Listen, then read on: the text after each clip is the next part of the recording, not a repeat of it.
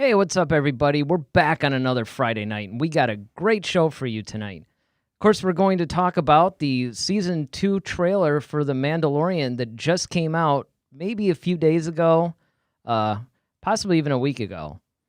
Not actually sure when it came out. I know it came out within the last few days, though. Taika Waititi might be doing a Star Wars movie. Of course, there might even be a Mandalorian movie. We've got Trench versus Tarkin, but First, we're going to do Inside the High Republic. We've got a little bit of info about the Padawans of the High Republic, and it's all coming to you right now. You're listening to Head to Head, a Star Wars podcast. Two fans, two generations, all things Star Wars begins now. All right, hello, everybody. I'm Eric Vansel. And I'm Daryl Sanders. And we're your hosts for the show, and it's good to have you back in the studio again. Yes, I'm no longer Echo again. You're no longer Echo. Yeah, you're back in the studio, and, you know, everything's good. And it's funny, too, because, you know, I was sitting there thinking about all the Star Wars stuff that's coming up this week. And, you know, of course, once again, we've had a week where we've just been inundated with more news, and, you know, a bunch of stuff has come up. But I finally got a chance to read some of the comics again. Oh, wow. Yeah, there's a new Darth Vader comic that came out. Sweet. There's also the new Star Wars comic that came out. So if you guys aren't reading the comics, you really should consider jumping in and giving them a shot. And then, of course, I am now starting to read that Thrawn book that I bought. Oh, okay. Sweet. I think it's called A Chiss Ascendancy or something like that. It's basically kind of a prequel. It's talking about what he was like when he was in the Chiss, and yeah, I mean, I'm really looking forward to it, man. I mean, there's just a lot of really great Star Wars stuff to talk with about. A lot of Thrawn stuff coming out. You kind of wonder, like, are they going to do something really with him? Because all these different books that are coming out, and then, you know, there's talks of him popping up in other things. You kind of wonder if there's a reason for that. Yeah, I do. I wonder about that too. And of course, we have Ronaldo with us. What's going on, buddy? Yeah, what's up, Ronaldo? It's good to see you, man. Yeah, I mean, you know, there's just like all kinds of different things that are going on in the Star Wars world right now. And one of the things that is happening is we keep seeing all these Thrawn rumors constantly. And then, of course, they have this whole new book series coming out. So it does actually make you wonder what they're going to do. But speaking of which, first, we've got some new High Republic news. So you ready to get into this thing? Oh, yeah, definitely. All right, let's do it.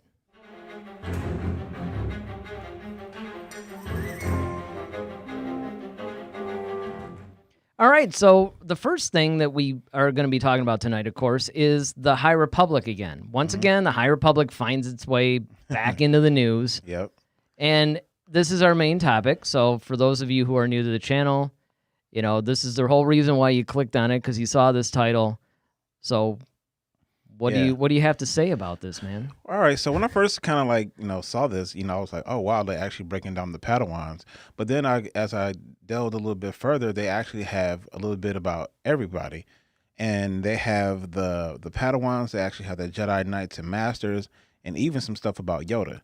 So I'm really excited to kind of get into this because, you know, we've always been talking about the High Republic. We even did a Duel of the Fates on it, like which one would you rather see, the High Republic or the Old Republic? And so like now, you know, we're kind of really getting into some of these characters that we're going to see. If you guys can check out the graphic, you know, they got some pictures of these new characters. One even has this like dog with him, so you kind of wonder what that's about. It's like, all right, we got space pets and all types of stuff. So yeah, I was reading the names of some of these guys too. Yeah. You know, there was one that remember the one Jedi Master that I kept saying sounded like he could be in Lord of the Rings, like Greystorm or something like that. Exactly. Yeah. You know, they showed his Padawan. Master Greystorm. Yep. And I mean, it's a lot of different things. So. Let's just get into this and break it down. So I guess let's do it, man. We'll go from low to high. So we'll start with the younglings as the Padawans, and then we'll work our way up to Master Yoda. Whatever you want to do, man. it's like it's kind of your show too. So you know, you're the one with the article. So. All right. So I'll just sip a little pre-cantina here. I'm getting ahead of myself, I realize, but so we got some Padawans, one being a Wookiee, His name is That's the weirdest thing. I'm Yeah. sorry. I didn't mean to like break in. I let you read like maybe one sentence and then just like that, I come in like a freight train, like running in. But I mean, how cool is that though, man? I know, right? Yeah, and I thought that was really dope. Like, or a master Wookiee would be sweet.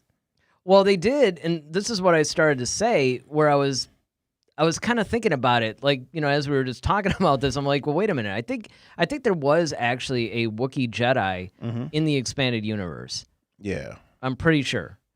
But I'm sorry. I promise I will not mow over you again like that.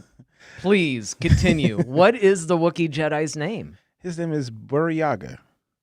And before I'll get Sounds into like him. a condition. I know, or like John Boyega had like a love child with a Wookiee or something. It's really more about people were probably like thinking of John Boyega and was like, yeah, for some reason like that name came to them or whatever. I guess. But it says the High Republic Padawans really run the gamut in terms of skill, devotion, and personality. Some are reluctant to seek out adventure, while some are perhaps a little too eager. Some of them are extremely talented in the Force, while some of them still have to work a little bit harder. We want to showcase a wide range of young people in the hopes every reader can find someone they can relate to, which is really cool. Yeah, that's actually pretty cool that they do that, because one of the problems or I shouldn't say one of the problems, because it has hit some of the comic series and stuff like that, but one of the things about the original trilogy that I really like is the fact that everybody can generally relate to somebody in that saga or in that part of the saga.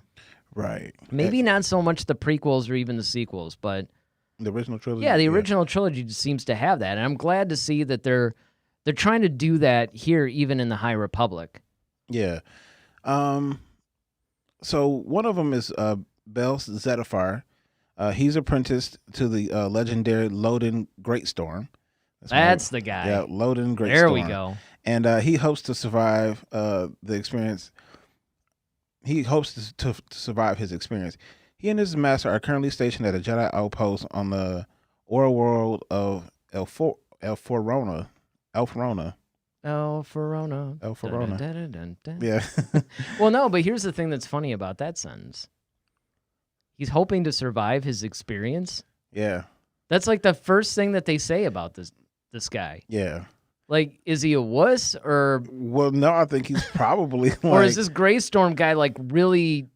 Well, he's a legendary guy. He's probably like a Mace Windu type kind of guy, and you probably don't want to screw with him. Yeah, but if you're like surviving though. Well, it says they're deep into the outer rim where they work to keep peace and spread the light through though the conditions are harsh, so that's probably why.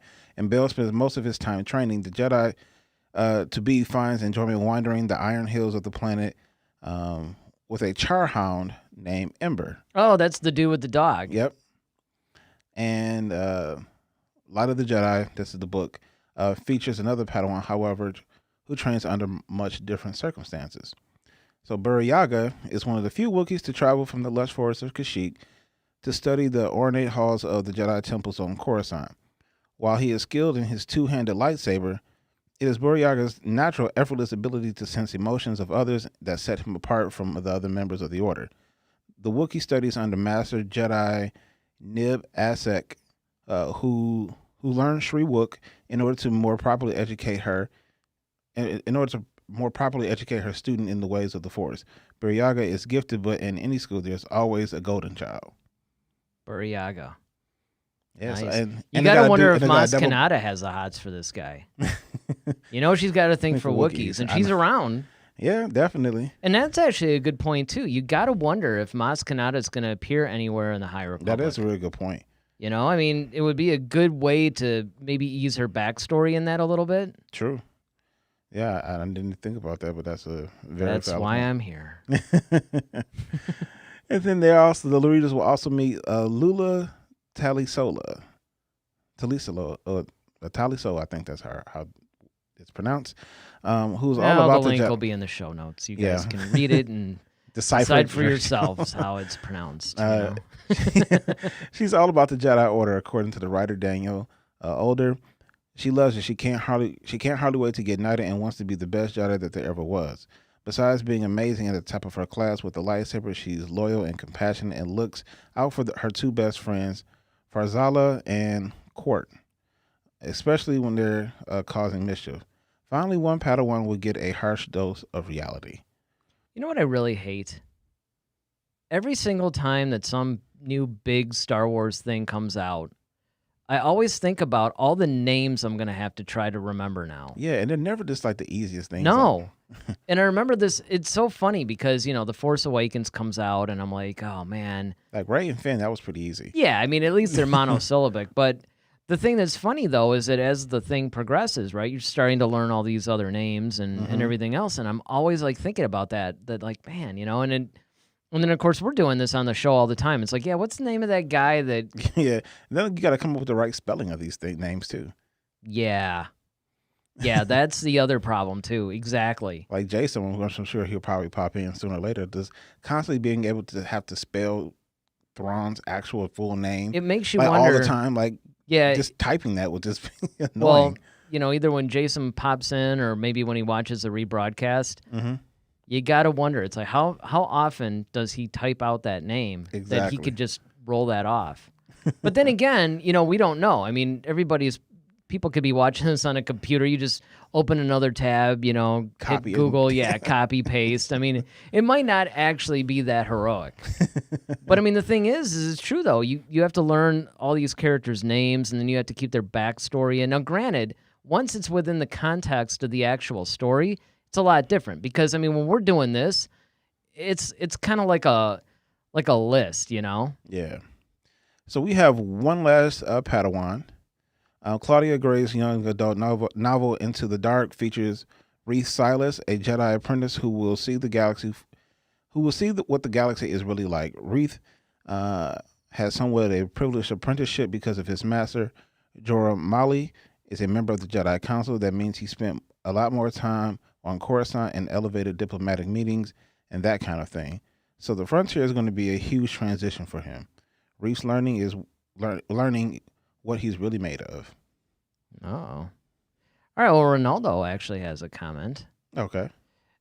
Basically, he's saying, speaking about the High Republic, there was another comic preview. It's true that it wasn't much, but it really feels like they are adding a lot more magic and fantasy elements, and that's a very good point.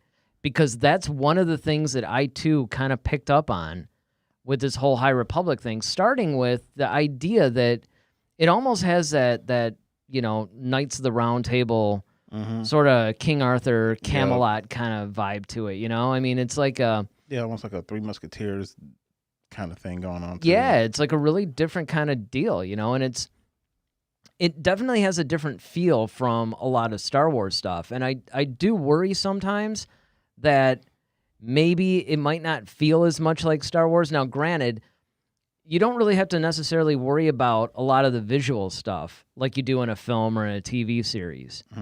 So you can actually have a little bit of a different kind of a vibe going in a book or a comic series, especially a book, because, now there's no pictures. Right. But you could still make it feel like Star Wars, but have it be different. Like one prime example, although I haven't read the book, I've heard from quite a few people that the Phasma novel really doesn't feel like a Star Wars book. Yeah. But yet something like Master and Apprentice does.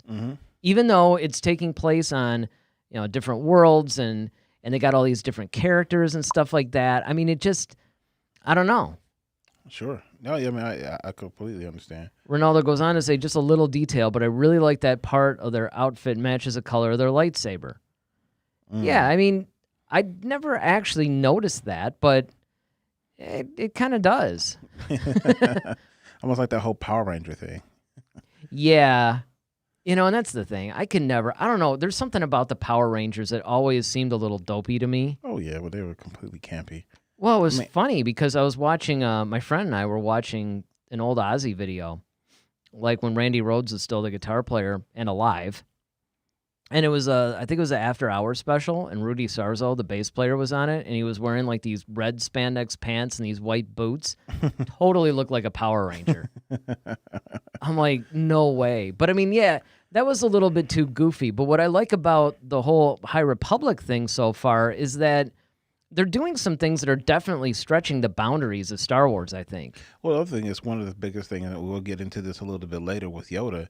But as far as their attire, like they're not so like in this they have more regal. They look more like you said, like the whole Knights of the Round Table, like they're lords and ladies and kind of that vibe. Yeah, exactly. There's like nobility, regality to it, Whereas like when we meet them, in the original trilogy followed by the prequel trilogy, they have more of a humble, almost like a beggar look to them. Mm-hmm. Versus, like, get out the way, I'm a knight. Well, it kind of makes you wonder though, like how are they going to handle the?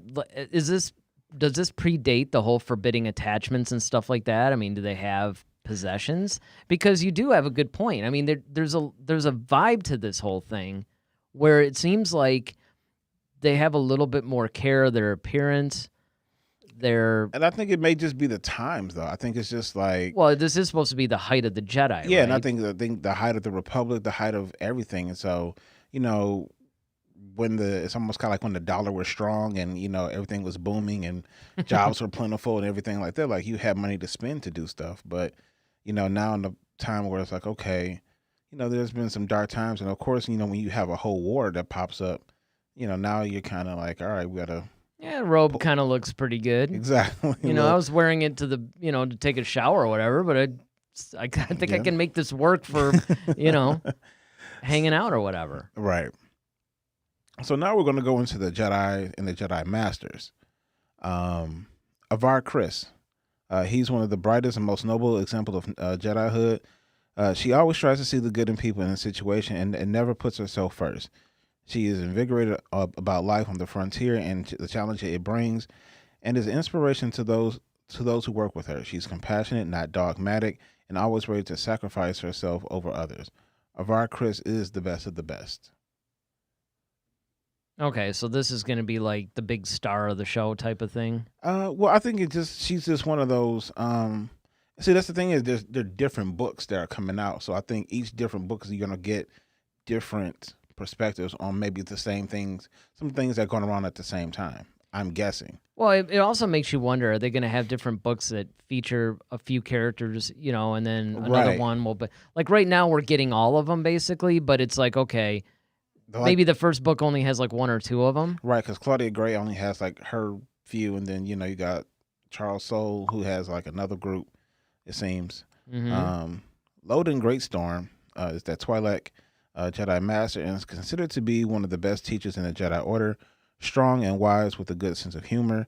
Loden looks at every moment as a learning experience, always trying to better himself and those around him, especially his Padawans. He looks like one of the Guardians, though. Like, yeah. Because he's got like the golden lightsaber, and he has like this whole Snoke vibe almost to him. Well, and that was it. Yellow lightsabers generally meant that you were a Guardian or something like that. Ronaldo says, I think that due to the fact that at this timeline there is not so much technology, they could take advantage of introducing more fantasy elements so it looks older. Yeah, I mean, I would agree with that. I mean, I think that they're definitely trying to bridge the old Republic and then the more modern. I mean, because you can't really say New Republic because that would come in the sequel trilogy. The Republic, I guess. Yeah. So they're trying to bridge basically like the prequel era and the old Republic era together, and they're trying to combine them in a way, which I think is a good idea. They almost have to do something a little bit different because if it's far enough back that you would think that things would be different. I mean, because even when you look at the prequel trilogy, right, everything looks like, like we always joke, Teletubby land. So everything is all bright, shiny, new. It's very clean, pristine. Mm-hmm. It's still holding that shine because there's no war that's taking place. Well, but you also have to look at, even, let's just assume that everything is peacetime, right? I mean, like 200 years ago, it'd be like, like 18-something, 1820. Mm-hmm. Well, people dressed a lot differently in 1820 than they do now. Right, exactly. So I don't even necessarily think it has a lot to do with the whole war thing as much as it has to do with the fact that this is like 200 years. I mean, granted, there's something like 10,000 years or 25,000 or whatever that they've covered in the Star Wars universe so far. But so in the Star Wars universe, a lot of times, a couple hundred years doesn't seem like a big deal to us. But if you really stop and think about it, is the passage of time, like what it really means. Like if you just think about, well, what's 200 years ago like? Yeah. Look at how different everything was. Exactly. Yep. So I mean, I think you have to expect that there's going to be some pretty stark differences. Sure. Yeah, I completely agree. So we left off on Greystorm. Yeah, we left on Greystorm. So now we're on Keeve Trennis. Keeve is a young firebrand Jedi believed to have a great future ahead of her if she would only believe in herself. Quick-witted and more impulsive than she should be, Keeve has been only been a Jedi Knight for a few weeks, and is a little starstruck around Avar. Knowing many of the great things Chris has done in the past, she's determined to prove herself to Avar and to the other legendary Jedi stationed on Starlight Beacon. But first, she must learn to trust herself as much as she trusts the Force. Well, now, how many of these Jedi Masters are there in total? Let's see.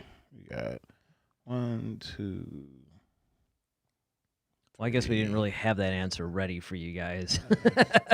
5 that they are showing us right now. That they're showing us right now. And there's 4 Padawans, correct? I think there might be. Or did they actually match a Padawan per Jedi Master? Because I'm just curious. Well, some of them don't match these. Yeah, that's what I'm getting at. Yeah. It almost seems like that's why I thought there were going to be more Jedi Masters, because I'm like, well, wait a second. When they introduced the Padawans, it seemed like that they introduced, like, Greystorm, he was in there, but, some of the other ones, it was like, well, wait a minute, I don't remember these names. Yeah, so it's almost like they're introducing us to more. Well, like I said, some of them are masters and some of them are knights. Just like the one I just read, it just became a knight. So. Oh, yeah, well, okay. Well, I guess what I mean by I really mean like more like teachers. Oh, well, yeah, the teachers. Because they're always calling their, I mean, Obi-Wan was a Jedi Knight, but it's like, yes, master, that kind of thing. So, I mean, I guess I should actually make that distinction because technically that's true. But, yeah. Yeah, I don't know. I think, like I said, I think it's maybe about 4 or 5 students that they've shown us thus far. And then just maybe about 4 or 5 of these. I don't know. I think that the way that they're giving us all this information seems like it's a little bit, I don't really want to say it's like all over the place, but at the same time, it doesn't seem as cohesive. Yeah, I think what we're going to do is these are some of the main characters, and we're just, as we read these books, we'll kind of figure out like, oh, okay, this is how. Right. But what I'm saying is like, okay, so a while ago, because that's one of the reasons why I called this whole like Meet the Padawans kind of thing, because we already did a show where we actually talked about that. And in fact, it's linked in the description or in the comments, by the way, if you guys want to check that out. But we talked about some of the Jedi Masters and things like that. We talked about Yoda, like 9 things that, we wanted to see from Yoda. So the Padawans was kind of a new thing. But yeah, I do think that they actually snuck in some new, I think they added some, because I don't think this one was here before. Venestra Vern, looks like Ro. She's a newly minted Jedi Knight. Venestra Mirlan was a Padawan to Stellian Geos, who's the guy before her. They sound like designers. Yeah. She works hard and she's devoted to the Jedi Order more so than the others at her age. At 16, she's one of the youngest knights in a generation. She struggles to fit in with the adults while also setting a good example for the younger Jedi. Yeah, well, and I can identify with that one. And that's the thing. What I really like about this whole story that they're coming up with, just based on, obviously, the description of the characters, because we don't actually know any of the real plots yet. But I like the fact that they're hitting a bunch of different angles that you don't usually see. Well, the thing is, too, that we can kind of glean that there's going to be things that are going to be taking place in 2 different sectors. Because you got the ones that's on Coruscant, which is good to know that, okay, because remember, we're trying to figure out, are they going to be on Jeddah? Where are they going to be? So now we're already getting some of that answered already, that some are already on Coruscant. But then you got these others who are like on the Starlight Beacon. So you got people in different areas. Oh, and then there's some in the Outer Rim, too. Like, yeah, well, that's kind of... I know the Starlight Beacon is like situated. But you got some people that's kind of exploring the Outer Rim, right? Yeah. So, yeah, you kind of have all these things that's kind of going around. So I feel like we're just going to be bouncing around, kind of seeing things in its totality.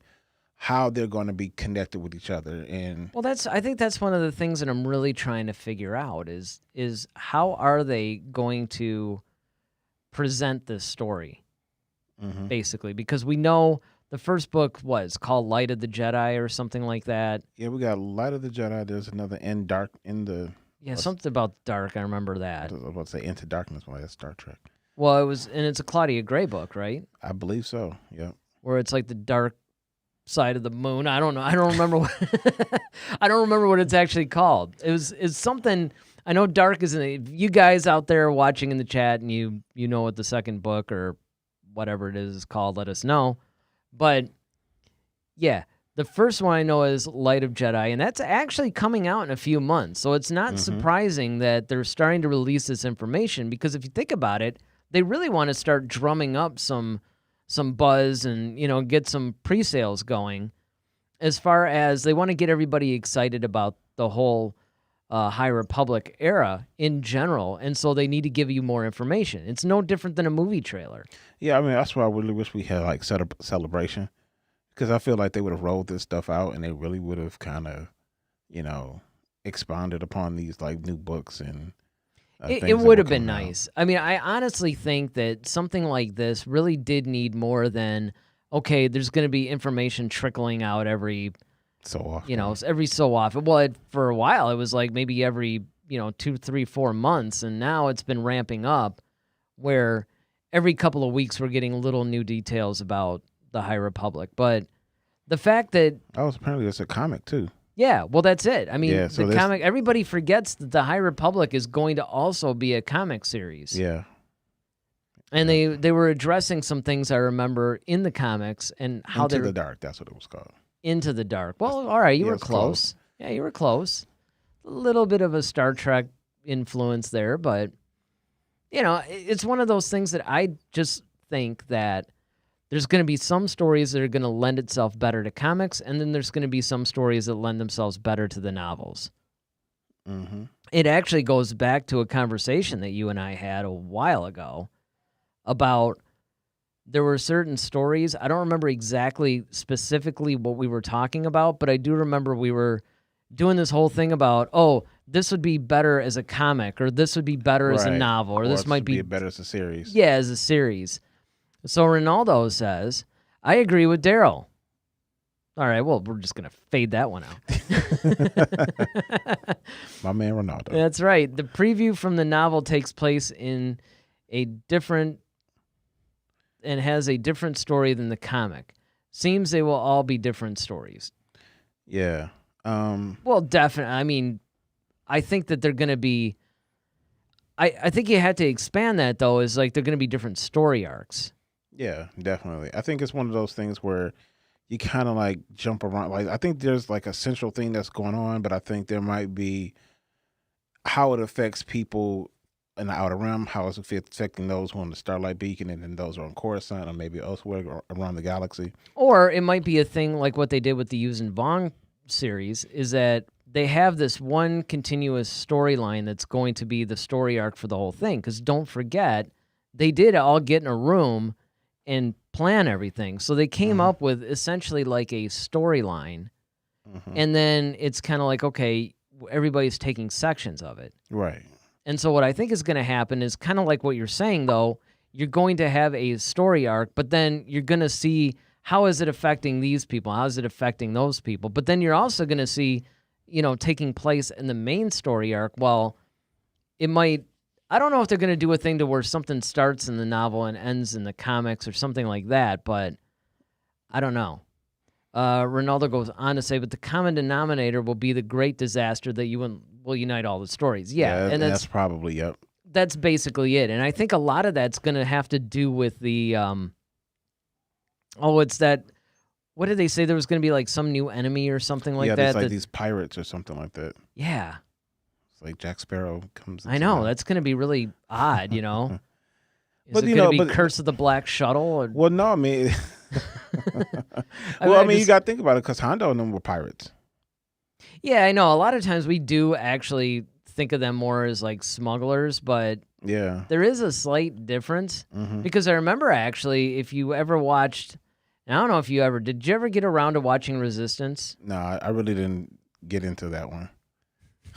I.e., yeah, man, I had no interest in that at all. I mean, I probably will try to go back zero. and watch it, but it's just like it was just hard for me to get into it at first. But You maybe, have to- I know I probably have to like just grit through it, and then You have to get past like maybe the third episode, because there's some. I mean, it's one of those things where it's almost like what I sort of compare it to Ahsoka's thing. Like a lot of people, myself included, were like, Ahsoka is a character that is just driving me insane. But it's like, if you could just put up with the Sky Guy and R2E and all that other stupidity, and actually get to season 2, season 3, you will see that you're actually watching basically this young teen grow before your eyes. She's one of the only Star Wars characters that we literally see as a young kid and then all the way through adulthood. Yeah. I always thought that was really cool. And I see why Filoni is so protective of it, because it's like, it's almost like his daughter for real. Yeah, and Ronaldo goes on to say, sorry, I forgot to write, takes place in a different location. Okay, that makes sense. Different location and has a different story. And yeah, that's the point, is that it basically what you're going to have is you're going to have something that probably runs through all of them. Maybe you might hear like little things like, okay, there's little parts of the plot or whatever that might take place in more prominently in a particular series. Because I think that's how they're going to do it. They're probably going to have like a core series. Like, here's a core series of novels that is the actual story. And then you'll have almost like standalone type novels or a micro series, or you might have like a comic series that will then take part of that and just kind of go flesh off some things out. Yeah. Well, this thing about Yoda was really cool because it answered at least one of our major questions. Oh, yeah? So, yeah, I thought I read this article. I mean, I guess, you're busting out with all this information. I'm like, is this what you sent me? Yep. Yoda will feature prominently in the High Republic Adventures comic. So he's going to be featured more than the comic series coming in 2021. Did you say High Republic Avengers? Adventures. Oh. I'm like, wait, is there a crossover? Dude, that would be the most retarded thing ever. Well, first of all, it can't happen anyway. It's a long time ago. Well, yeah, somebody even made this thing like, can lightsabers go through Captain America's shield? But that's a whole nother thing. Anywho, the Jedi Master that's older obviously, yes. depicts in this series, however, won't be quite the same age. I'm sorry. Let me read that again. The Jedi Master that older depicts in his series, however, won't be quite the same sage-like being we know. Talking about Yoda. Yeah, that's going to be really interesting to me if he's going to be a little bit more aloof and, It's especially exciting to be able to introduce him in the High Era Republic. Older told Star Wars. The High Republic Yoda is a journeyman out in the galaxy. Let's see. He will be more in his familiar ground, that of a teacher. While he's already a respected member of the Jedi Council at this point, so we know he's on the council. Okay, so he is on the council, because yeah. that was one of the big that's why things. I said it answered that one big question. Yeah. Is he like just a regular master? Because we couldn't even imagine that. I mean, I could see him not being the head of the council. Right, but you at least got to be on it. With only 200 years to go. I mean, I know what I just said about the whole 1800 thing, but that was like clothing styles on Earth. I'm talking like Yoda. Yeah. And especially the way his species seems to age. Right. It's like, come on, man. He's got to be like at least on the council by now. Yeah. So we meet Yoda in IDW's The High Republic Adventure series, doing what he loves best, looking out for the young folks.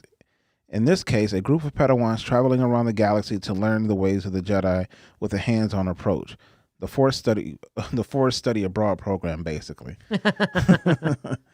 Ultimately, for Oda, depicting Yoda during a previously unseen era is an opportunity that he doesn't take for granted.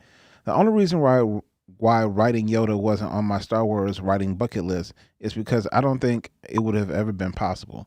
It's an incredible honor to give words to one of my all-time favorite Star Wars characters.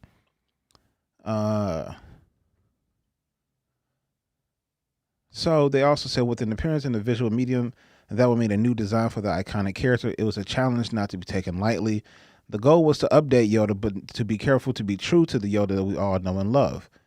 Also, to really make sure that the new look was believable, and that is really and as this is really the first time there has ever been an opportunity to update his look and his clothing. It felt like a daunting and enormous responsibility to embark on and get right. I hear you there. Yeah, well, you can't screw up Yoda. You can't mess up Yoda. You just can't. Yeah. And especially if you're talking about a series that's going to endure for a while and it's going to go... Like, it'd be one thing if it was like a one-and-done novel. Mm-hmm. But if you're talking about, okay, there's this big story arc and he's going to be one of the prominent characters in it, then yeah, if you screw up his first appearance, it poisons everything that comes after that. Mm-hmm. And you have to be very careful because Yoda's very beloved. Yes. And also, now that you have Baby Yoda out there, yeah, that just it's really reinforcing the whole thing.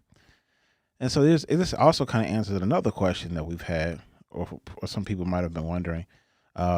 Once design work began, Lucasfilm did not want to fix what wasn't broken. At the same time, there was an obvious need to show that these were the earlier years.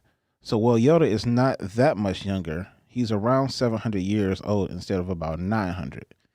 So we thought that with it being hundreds of years earlier, he would have definitely had a different outfit, maybe even more than one. His age, as far as the way that his hair and his face look, maybe just slightly younger, but fairly close to his look in The Phantom Menace. Mm-hmm. And since thinking that his appearance wouldn't be radically different from that of Episode 1, Alder went to one of the talents who visually defined that film. So he kind of went to one of those people who actually defined Yoda's look for Episode 1, and just kind of like, all right, this is how you depicted him in here. What would he look like, maybe a step or two down? Well, and you also had to think about it, too. The people that were actually drawing the concept art for Episode 1 mm-hmm. had to struggle with basically the same exact problem. Mm-hmm. I mean, even though it's not as significant of an age jump, right? It's still significant enough. I mean, there's like you said, it's 200 years. Well, I mean, there's like 10 years between Episodes 1 and 2. Mm-hmm. There's another... What is it like? I mean, it's got to be because like the beginning of the Clone Wars. Anakin's like 8 or 9 years old or something. No. That's Phantom Menace. Wait, you said the Clone Wars. Beginning of the Clone Wars, which is Attack Wars. of the Clones. Because remember, Attack of the Clones and then Revenge of the Sith basically depict the end and the beginning and the end. Right. So I think that everybody figured out that there's something like 4 or 5. That's why they did the whole seasons the way they did. There's somewhere between like 5 and 10 years of Clone Wars. Mm-hmm. And then, of course, you have Revenge of the Sith. And then you have another, I think it's like 30 years or 20. No, it's not as much as Force Awakens. I think it's 20-something. Yeah, 22 or 20 or 8. Maybe it's like 19. Might actually be 19. Between Episodes 3 and 4. And 4. Yeah. So, you're talking, let's just call it an even like 50 or some years between when we see Yoda in Episode 1 and then obviously like Empire Strikes Back. So the artists at that time had to actually deal with this. They had to be like, okay, well, there's, we got to figure out what does this guy look like back then. Mm-hmm. So it's really a lot of the same issues that they're dealing with now with the High Republic. It's like, it's a little bit more significant because now you're dealing with 200 years, but still it's, you're going back a little ways. Mm-hmm. And so it would make sense, hey, let me go to the guy that first had this issue. Yep. Yeah, definitely. Let me just let me sneak Ronaldo's comment in here. A little bit sad that there will be no stormtroopers or clone troopers for the first time. At least it seems like it. Yeah, I mean, I don't think you would have that in because that didn't come into the play until later on. Well, sure. I mean, they didn't build the clone army until Attack of the Clones. But that doesn't necessarily mean we won't get good substitutes or stand-ins for them. Oh, yeah, I'm sure there might be something. Probably like droids or something. But one of the things they did say is... Stone troopers. Yeah, here we are. So they want to show Yoda with slightly less mileage in terms of wrinkles as well as fresh outfits. Note that the previously established High Republic era lightsaber holster, more layered tunics, and cloaks reflecting the era. The mission outfit with just tonal markings on the robe are inspired by the Jedi Temple architectural designs. It'd be great if he was like a total player like Lando. Oh man, that would be hilarious. He had all these like capes and got like rings and He's all like, dating. He's at the bar. yeah. Exactly. He's like at the bar. He's like, picking up, I guess, Twi'leks or something. they are the sluts of Yeah. that galaxy. Yeah, man. It goes a little healing bath. Not going to start with the white pants thing again. But, there was that one Shapely from episode 1 when Sebulba was hanging out with the Twi'leks. Oh, yeah. And there was that one, like, kind of Shapely one. Yes. There's even one in The Mandalorian. She kind of had the real vampire fangs thing going. Yes. Well, but she wasn't, to me, she wasn't, like, as She wasn't like Hera or anything, or like... No, I mean, the one from episode 1 was, like, kind of hot. Yeah. Like, I was sort The of... ones from Comic-Con were... Well, yeah, when these girls do these whole, like, cosplay things... Oh, yeah. I mean, but then again, they'll even do things like they'll come out with these like really sexy female stormtrooper outfits or something. Or Like, R2-D2 or something. yeah, right, exactly. Or what was Yeah, when you and I went to go to the Star Wars thing. Yes, We went to the Star Wars the marathon when episode 7 came out. Yep. There's we pretty much stayed like in this theater overnight, and they showed episodes 1 all the way up until episode 7. And so people just knew, like, okay, well, we're going in, we're going to be comfortable. I like had on like sweatpants and a hoodie or something. Oh, like yeah. that. It was like, because the first one, the Phantom Menace started like 1 a.m. Yeah. And it went to 11 the next night. Yeah. So it was, it was a commitment. It was a commitment. But yeah, some of these women were walking in, they had like R2-D2 and 3PO like lingerie. And I'm just like, okay. Who was the one? I don't remember if it was a guy or a girl, but who was the one that had the Chewbacca onesie? Oh yeah, the Chewbacca onesie. Yeah, I forgot. Yeah, there was. And then there was That a was guy. actually- That one guy who came in dressed as Thrawn was cool. Because at first I was like, That was cool. Yeah. yeah. Yeah. So I mean, like, yeah, some of this stuff is pretty fun. Yeah. When you actually go to like Celebration or like Comic-Con or something like that, I mean, just what they come up with, it fits into 2 categories. It's clever and then it's really sexy too. Yeah. Like it's just like, these women are just mind blowing when they come up with this stuff. Yeah, it's like, wow, I didn't. You Think you about have like paint this there. whole line of because I mean it's an obvious thing to do the whole slave Leia thing, Right. or even to do do the the white regular- pants Padme thing, Or but the traditional Leia anyway with the buns. right, and the kind of the almost see-through-ish type white Yeah, yeah. robe or whatever that was that she had. Yeah, but what they do is they'll take it to the next level and they'll, make Add like some the Darth things. Vader thing sexy or something like that. So it really is fascinating. I don't even remember how we got on this. I mean, it started out where you're trying to talk about Yoda's outfit, and Yep. Then you start talking about white pants, and there we go. there we go.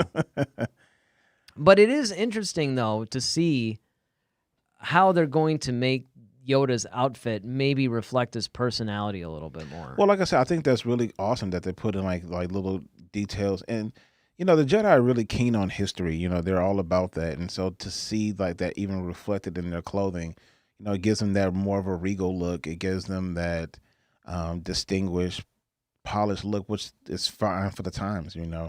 But I think after whatever, I guess the great disaster happens, now I'm assuming that the Republic had to rebuild itself yet again. And, now they're at like, okay. Bad as Tokyo with Godzilla, man. No, It's like at some point you're just like, you know what? Let's just leave it like this. We'll just get some tents. Because we know there's going to be another disaster in like another 6 months or something. I mean, what's the point? So, yeah, I just think that, if you do something like that,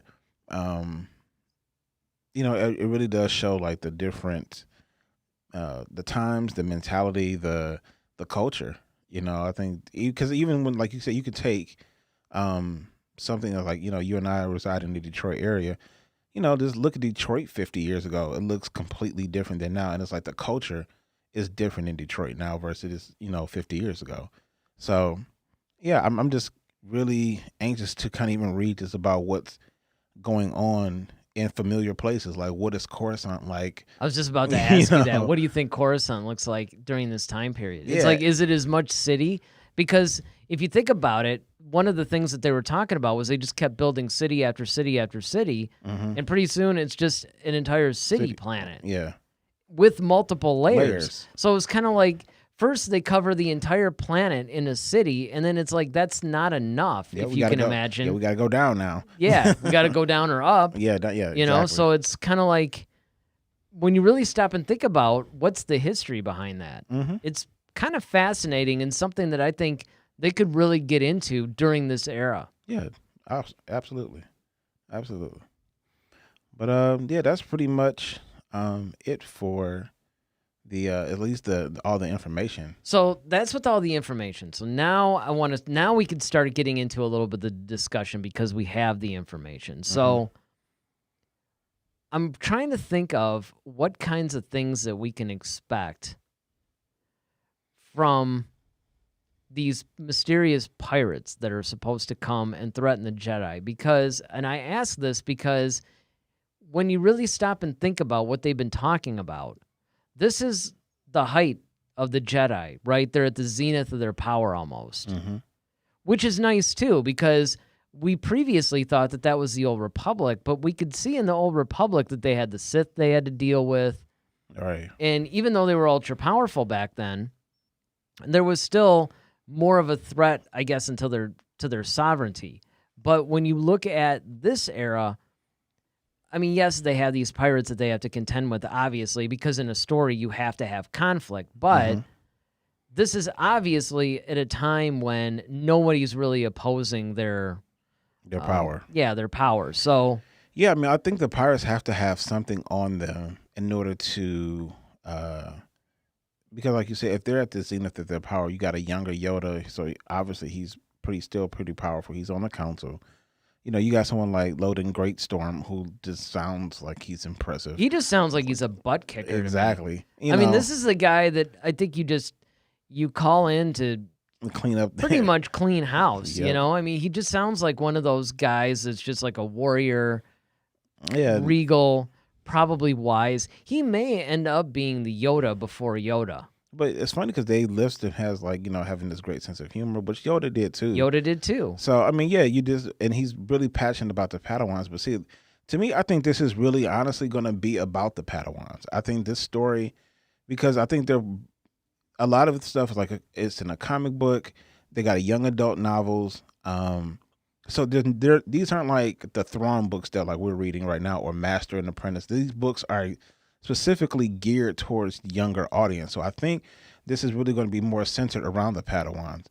And because of that, I think what we're going to see is more so like the teaching and the, you know, maybe to answer your question, is this where we find like the attachment thing? Is this prevalent at this time?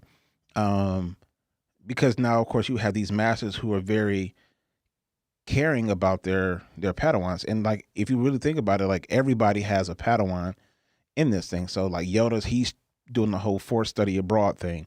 You know, all the other ones, Great Storm and Lulu and everybody else got like, you know, everybody's got like a Padawan. So like it's kind of like, okay. And I mean, and that's normal in Jedi culture anyway. But I think where this is kind of going is like, okay, these Padawans are going to be put to the test because of these pirates and because they lack the experience of these master Jedi. And then you have one that's like a newly made Jedi, so she's trying to be an example. So they're probably looking to her to like, well, you're the Jedi Knight and we're just Padawans. And well, yeah, I was only a Padawan like 2 weeks ago, though. You know, so right, you exactly. know, so it's like kind of like newly minted. I haven't gotten the whole thing down yet. Exactly, and so like you have that conflict because you're constantly, and you know, it's the conflict I see happening is, of course, you have eager young people. You know, there's no different than when you and I were at the school. We had kids who were eager to do stuff. They had zeal but no knowledge. And so they just want to go out and do stuff. And he was like, oh, and sometimes you just let them go out there and just so they can fail, so they can learn the lesson. And then you had some who were apprehensive, like, no, you need to get out there. Like, you're talented, you can do this. You just have to trust in yourself or trust what we've taught you. And so you have that conflict. And then you got the ones who are trying to impress, their masters and things like that. So that's just a conflict in-house. Now you're bringing this whole pirate thing in, and now somehow I feel like they're going to get wrapped up or sucked up into. It's almost kind of like that one Clone Wars episode with the Padawans, and Ahsoka kind of had to deal with the whole situation. They all kind of had to use their wits about them to foil the attack. And I think that's kind of going to be this is going to be more of an elaborate thing that they're going to have to contend with. Well, and you do bring up a good point in the sense of this is actually a young adult series. And obviously, as Star Wars purists in a way, we get sucked into, hey, there's new canon that's involved in this. There's more lore that's coming. There's more of this stuff. We're not really thinking, because if you think about it, there's a lot of the new canon novels that have actually they're young adult novels. Lost Stars being the prime example. But look at how much new information you get. So it's not like it used to be where, okay, this one's even Star Wars Resistance, which is purely made for young kids. But yet there's a lot of new canon information in that. True. It's kind of like one of those things that, you almost have to watch it just to get the new information. True, yeah, and just to get the background. And like I said, I think that's why they have it, because they're trying to bring this new generation, because we're already invested. But I think what they're trying to do is bring in the new blood pretty much into the Star Wars universe to capture the ones who just grew up with this sequel trilogy. Like, this is their first exposure really to maybe Star Wars like that. Yeah. Yeah. Now, Ronaldo says, I think we can expect some Dark Force user controlling the Nile, because I can't see them being a serious threat for the Jedi. Maybe dangerous, but not like mortally dangerous. Well, yeah, and perhaps what would really be interesting is the ones that they introduced in the Thrawn stuff, the Grisk. Now, it might be that they wouldn't want to introduce them simply because if you introduce them, then you have to introduce the Chiss, and might be a little bit too early for that. As I'm reading on and getting further into, because this new Thrawn book that I'm reading is definitely like the first of a series. I don't know if it's a trilogy or not, but it's definitely the first of a series. Okay. Yeah, I think with this, I think we're going to learn a lot about the Masters through the Padawans. I think that's kind of where we're going to, no different than how we learned a lot about like how Dooku was like in Jedi Lost. Like how you learned about like, okay, his friendship with Sifo Dyas, and of course like Sifo Dyas, we all know, is the one who commissioned the clone army, which we eventually saw in Clone Wars, and Dooku had to kill him because, what I'm saying? So just pinging all that. Yeah, it was really cool to see that. Again, it's a missing piece, and I'm right. And Master and Apprentice wasn't a young adult novel, was it? I don't remember. I'm not sure actually. Well, and that's, and that's actually a testament to these writers, because a lot of this stuff is, you can't really tell. It's kind of like, okay, this is like technically a young adult novel, but I'm really into this. Yeah, it's not reading like a Twilight book or something. Like he held me, he grabbed in my arms and brushed my hair back. It's like, okay, look, this is not like some teenage. I know. love I wish thing. that were. They need more of that. That's the problem. Is that right? They get off on almost like this young romance thing a lot of times. I was really shocked that Lost Stars didn't do that. Yeah, because it definitely had that element in there. It had an element of that to it. That was like the closest one. If I would say that is Star Wars' version of Twilight. Yeah, is definitely. that book. And yet... Well, it's called Lost Stars, Twilight. Well, yeah. But the thing that's funny about it, though, is like that's probably one of the best books written in the Star Wars universe. Yeah. And that's what I'm saying. Like, I think... Well, what about the Princess Leia book? You never got a chance to read that one, right? That was another Claudia Gray one that came out, I want to say like a year or two ago. No, I didn't get a chance to read that one. Okay. But you didn't, because I know you're reading Queen's Peril now, but did you just go, you went right for that one because of the whole some canon Yeah. earth-shaking thing that was supposed to be in there, like Qui-Gon knew about Palpatine or something weird like that? Yeah, it was like this whole... Yeah, he sensed this whole thing. And Did you actually get to that part in the book yet? mm-mm.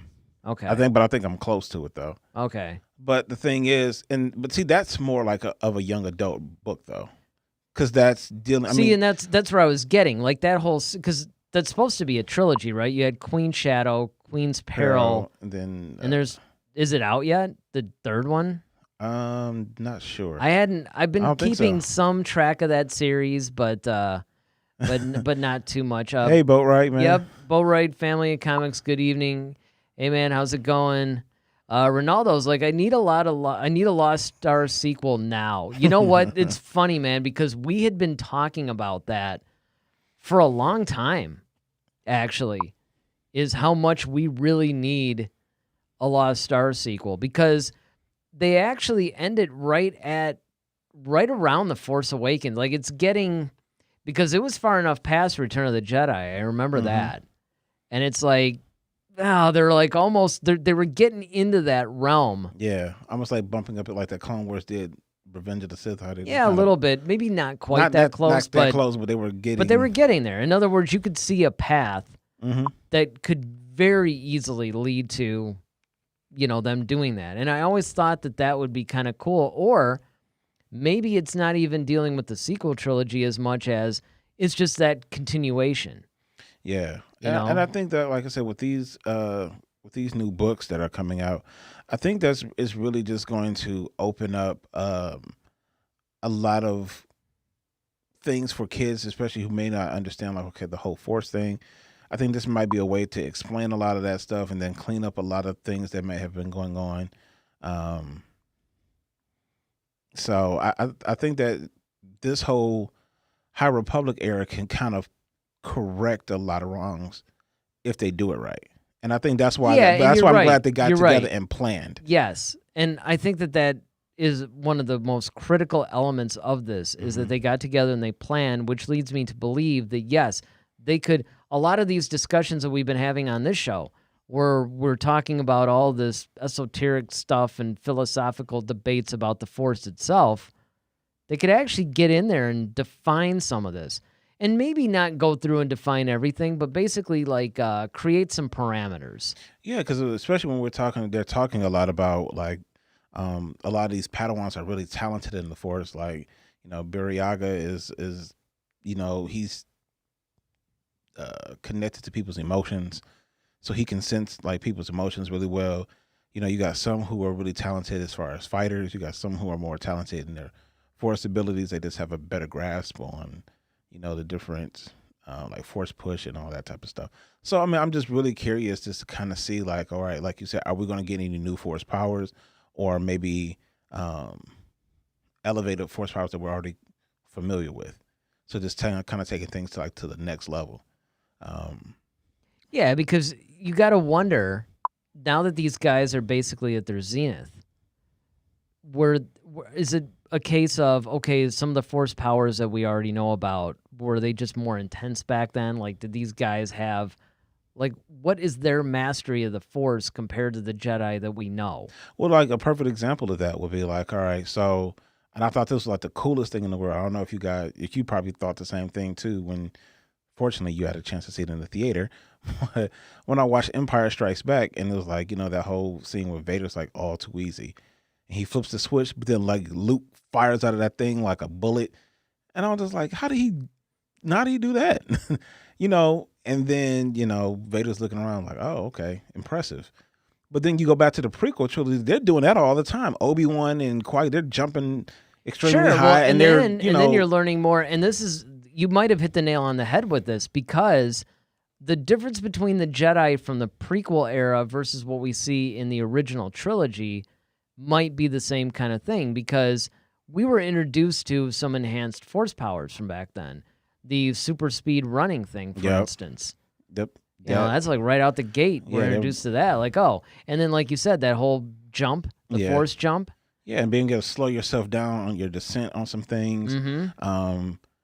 Being able to put your lightsaber through something like those metal That doors. that was one of the things where I was just like, my mind was Yeah. blown when I first saw that. Yeah. You know, Qui-Gon's like trying to do it, and then they shut the second set of doors, and then he just like, he makes that face and he pushes it even more, and it's like, Yep. And it looked like he's using the force almost like to focus it a little bit harder or something. yeah, Yeah, I mean, no. it was just, I mean, it was a spectacular scene in that movie. And it, Yeah. once again, it's expanding on what a lightsaber can actually do and just how devastating of a weapon this is. Exactly. And then, of course, like I said, that was the first time we've seen a double-bladed, lightsaber. Now, in the High Republic, we're seeing people with them again. Like, all right, it's nothing new. So it's like it was new to us in Phantom Menace, but apparently, of course, these are written after Phantom Menace, so of course it's easier to do that. But, Right, but when you do have to do, and this is a really good point, because this is something that I don't know if I've ever brought this up really succinctly, but we are basically getting a lot of these things due to the advancement of movie making technology and various other things like that. But when you do something like this and you have this franchise that spans, like I said, 10 to 20,000 years of history, and it's already been documented, you now have to give an in-universe explanation as to why does everything look more high-tech in the prequels than it does in the original trilogy? That's like one that I always talk about. And it's like, well, the real answer is the original trilogy was made in the late 70s and early 80s, and then, the prequels were made in the late 90s, early 2000s. So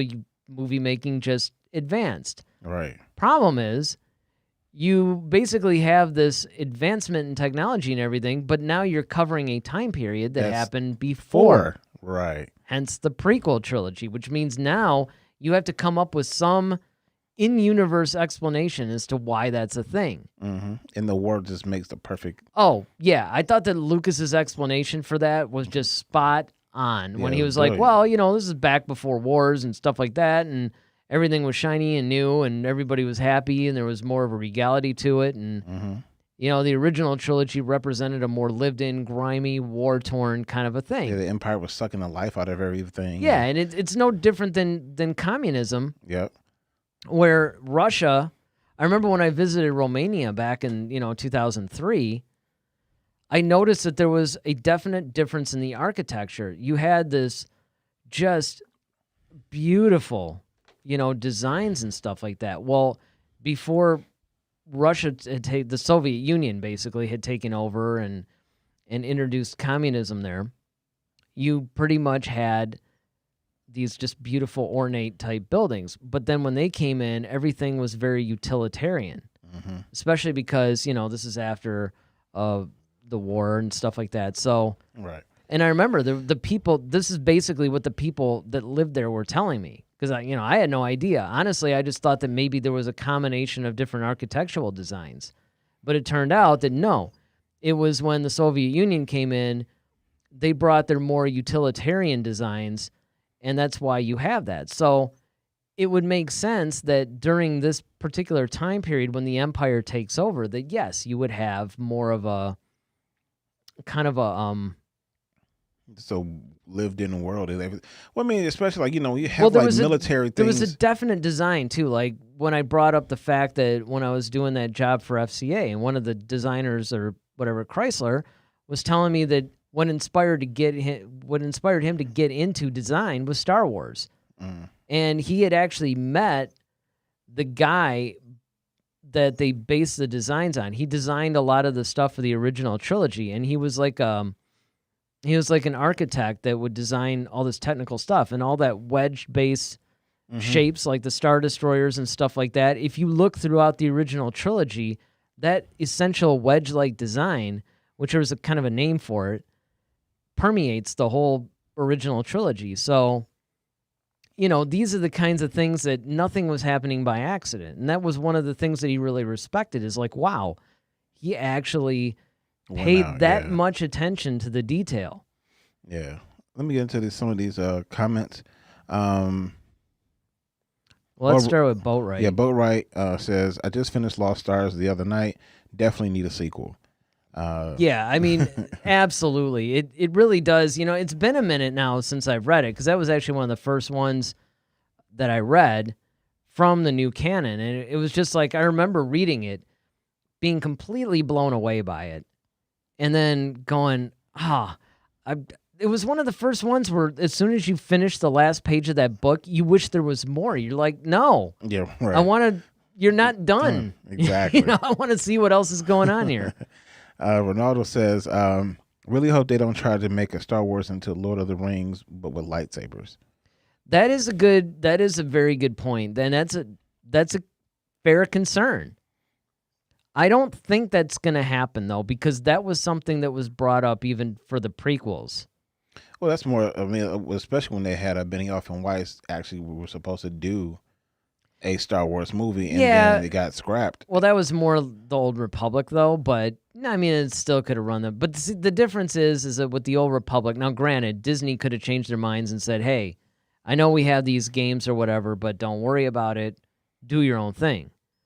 However, the fact of the matter remains that there still is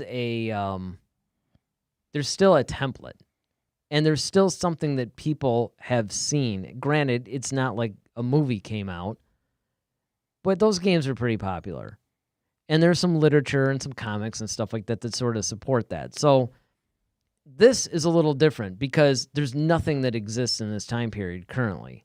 Mm-hmm. So it's wide open. Let's see. Ronaldo also says, we know that some Jedi interpret the Force in different ways. In this timeline, this may be an element that causes conflict with the Order. Yeah, I mean, you always have like Jedi who not only do they interpret the Force different, but they just have a different ideology of how the Force should be used. You know, yeah, without question. So you have like those kind of renegades, almost like your Qui-Gon Jinns, your Dooku's. You have some Quinlan Vos. You have some of those people who are just, they choose to use the Force in a different way, or they feel like Mace Windu. Mace Windu. You know, a lot of times you don't subscribe to the complete dogma of the Jedi. You kind of course, Anakin was, of course, one of the big ones. You know, and you know, I could see how that can cause conflict, especially as a Padawan, because of course, when you're a young person, you know, just think about when you were a teenager. You know, you challenged authority all the time just because. Sure. You know, you don't understand, like, okay, well, if I can do this, why not? But you just don't understand the ramifications on later on down the line. Yeah, you're not looking at basically the consequences and then what will be born from those consequences. Exactly. Then we also have Ronaldo. He says, please don't use Force healing. That would be a massive plot hole. I don't necessarily agree with that one. Yeah, I don't necessarily. Actually, I think they would be good if they did use it because Force healing was established in some of the books. Some of the books, there were actually Jedi that were almost like Jedi doctors or nurses who they were Jedi healers. Yeah, healers. Yeah, they were actually in the lore. And so if you actually brought this further into more new canon comics, books, things like that, it would give some sort of an establishment. Because remember, one of the reasons why they allowed Rey to have this power was because she had all the Jedi texts. Right, exactly. So, you know, it's probably buried on page 328 of book 1 or whatever it is. It's like, oh, look, Force healing. Yep. Well, this is kind of cool. Let me give this thing a shot on this snake thing. And then, hey, I wonder if, it worked on the big snake. I wonder if it'll work on Kylo. Right. You know, give it a shot. I mean, honestly, I don't understand why people are bothered by Force healing. There's a lot of precedences for it. I would be more bothered, if anything, by this whole, like, handing objects through the ether. Like, hey, oh, yeah. you know, here's a lightsaber, and it pulls out, you know, this is like David Copperfield or something. All of a sudden, it's like, who came up with this? And how did you learn that? Well, see, now that the Rey, and I've often wondered this. So in Rise of Skywalker, when Kylo shows up, they're in the same place, just in a different part. Like, they're both on Exegol. He's just in a different cavern than her. But she can sense that he's there.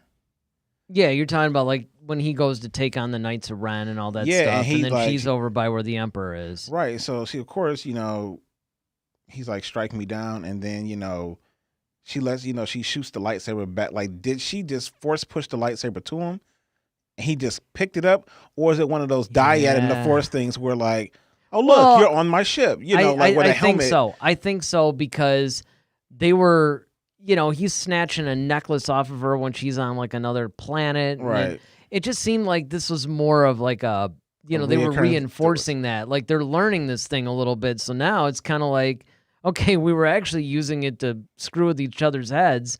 Now let's actually put this thing to good use. Like, here, have a lightsaber. Right. I mean, I often wonder if that was the case, or was it like, okay, I know you're here, I'm gonna drop this, you just use the Force and bring it to you. well, yeah. I mean, it's it's still one and the same almost. sure. I mean, but- you could do that, especially because they're in the same. But then she would have to sense where he is, and all I'm saying is, I don't ultimately have a huge issue with that whole thing. I just saying that I think that if you're going to take issues with any Force powers that were introduced in the sequel trilogy, that would probably top the list before Force healing would. Well, yeah, that whole lightsaber duel they had while she's on the ship and he's on the now that's the one I'm like, okay. Yeah, well, man. I mean, like, things are falling on the floor and appearing on his planet, that he's on, and he's filling water from the yeah, from exactly. the sea. It's like, okay. Sure, it's like, I mean, there's all I'm saying is there's a lot more to be frustrated or maybe questioning that than there would be Force healing. When there is, granted, it's not maybe a lot of stuff that you can point to, but and then of course Ronaldo also brings up maybe we will see another Force dyad in the High Republic. That would be nice. Yeah, because at least now you can really truly say like, all right. I think that they need to go back and point to something in the past that the sequel trilogy characters could have drawn this from. Exactly. They need to establish this. They need to establish this in the past in order to give it a little bit more credibility in the future use of it. Now, why is it that we feel like that needs to be explained, but not Luke projection for doing Force projection? Well, because a Force projection thing was done by Yoda in the Clone Wars. So, once again, there's a little bit of... Well, I mean, you're talking about the animated series? Mm-hmm. Yeah, but I'm saying, like, if you never saw that, like... Well, but then people can just say, well, you should watch it then. Well... I'm not saying... I mean, I understand, like, but... I guess what I'm saying is, like... Because I think that part of it is, if you just want, like, a single in-movie explanation, I think it's because knowing Luke's power... knowing his journey, knowing the fact that he's a grandmaster, knowing the fact that he's like the offspring of the chosen one, you can accept that he would have learned some of these things by then. Okay, so you're basing it based on who you are and what I know you probably can be, I can glean that versus a person that we've just met and you just all of a sudden, how are you this powerful out the gate? Well, and that's the other part of it, is the fact that with Luke, we know, look, this guy started on this journey like 30, 40 years ago. Mm-hmm. Okay, so this is like 40 years. You've been like, you've beaten 2 Sith Lords. You've studied under Yoda. You've done all this stuff, right? But, and now you've reached this point in your life. There's certain things that you could say. Rey didn't even really, she was almost where Luke was in episode 4. Right. I mean, think about it. If, people that go, well, it's not that big of a deal. Well, think about this. What if in episode 4, A New Hope, Obi-Wan's like, you must go with me to Alderaan and learn the ways of the Force. Yeah, all right, cool. And then all of a sudden, he's like, basically using the Jedi mind trick thing, and he's doing all this other stuff. Now, granted, in that sense, because it's the very first movie, maybe you could get away with it because nobody has all this history that they're going back on and looking at it. So maybe you can introduce it that way. But if you really think about it in context, I mean, it's pretty crazy that she has that much power. Now, granted, once you say, oh, she's a Palpatine, then everybody's like, oh, well, all right, I guess it makes a little bit of sense. But even then, it's kind of like she still has to be able to channel the power, though. And control it. Right. Now, granted, I did at least like the fact, even though I know some people would say this is a little bit weak on my part to say, but at least when she did the Jedi mind trick, she failed the first time. Mm-hmm. But still, that's kind of weak. It's like, oh, but you could do it on the second try? Mm-mm. And that did not seem like a weak-minded stormtrooper. Of course, it's James Bond. Exactly. What's your operating number? 007. Right. But, I mean, you do bring up a good point, though, is the fact that it's like, well, I mean, again, it's one of those things that I think that they have a prime opportunity in the High Republic to maybe patch up a few more plot holes. And it would not surprise me in the least if they were going to do something like that. Definitely. I mean, like I said, we just have to wait and see. But I'm getting more excited for these books, though. Yeah, so am I. And I mean, it does make sense because if you think about it, we've got, 3 months? Yeah. Roughly, until these books are, at least the first one's released. Mm-hmm. So, I mean, we should have been on, the second one by now if it had been the original schedule. Right. But the fact that the first one's coming out in 3 months, it's like, look, you got to give us some information on this stuff. So I'm glad to see that, we're starting to actually get a little bit more info on everything, and that they're giving us, they're not giving anything away really, but they're giving us some information. Now, here's a final question for you before we move on that we maybe can discuss a little bit. Okay. Before we go into our next segment. How I gotta figure out how to word it though. How feel you? It's like, how do you want them to release information on the structure of this thing? Like, what would you want to find out as far as any additional information on how the stories are constructed? I think I would just want to know, okay, I guess we kind of have some semblance of an order. Okay, okay, because they're doing these in books and they're doing comics as well. Mm-hmm. So I just don't want it, okay, like a book and a comic to come out around the same time. All right, which one came first, the chicken or the egg type situation? Well, yeah. So good point. I do not want it to bounce around and be too crazy. There needs to be some linear storytelling here. Exactly. I don't want to. Oh, okay. So you got to go back and read book 3 to understand book 1, and then go from book 1 to book 7. Yeah, I don't want to do all that.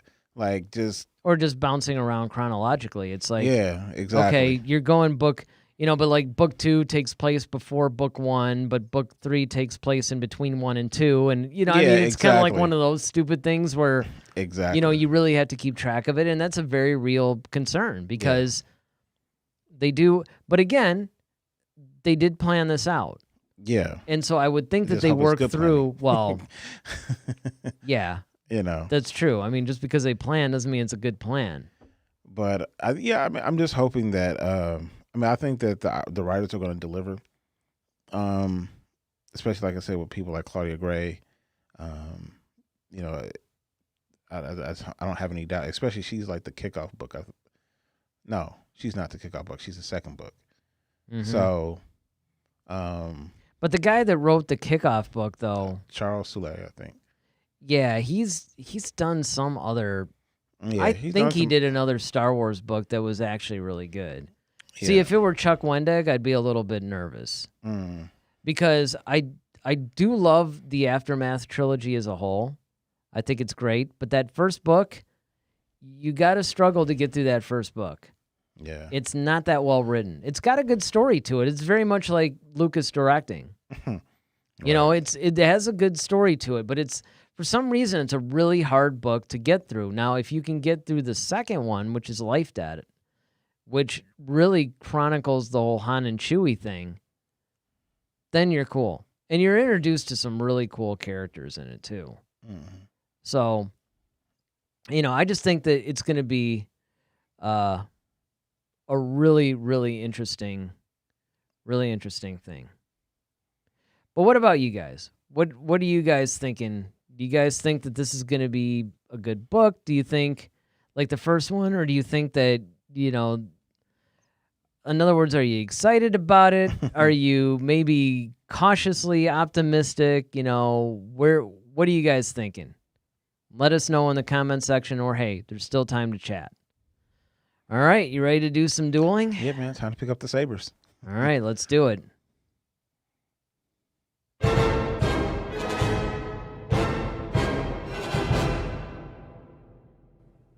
All right. So what do we got with the duel here? You got some pretty interesting characters, I see. Yeah, man. We're going to do a little something different. Who was the better strategist? Admiral Trench or Governor Tarkin? All right. Now, so for those people who don't know who Admiral Trench is, yes, why don't you go into a little bit of detail and give these guys? Okay, so Admiral Trench is he's like basically like a giant spider. He's like this giant spider creature, but he was actually one of the great military strategists back in the Clone War era. He actually was a little bit before the Clone Wars, where he was actually presumed dead. But a couple of the, I guess, high-ranking officers on the Republic side had actually done battle with him before, and he was actually presumed dead, which is why he's part cybernetic. Mm-hmm. But he kind of has this droid that's also a tactical strategist along with him to kind of help assist him. And so with those two together, they're really good at like coming up with probability. They're good at assessing like different military strategies and things like that. And he actually like wrote the book on like a lot of different things as well. So that's who Trench is, who Anakin Skywalker eventually killed. For real, he actually killed him.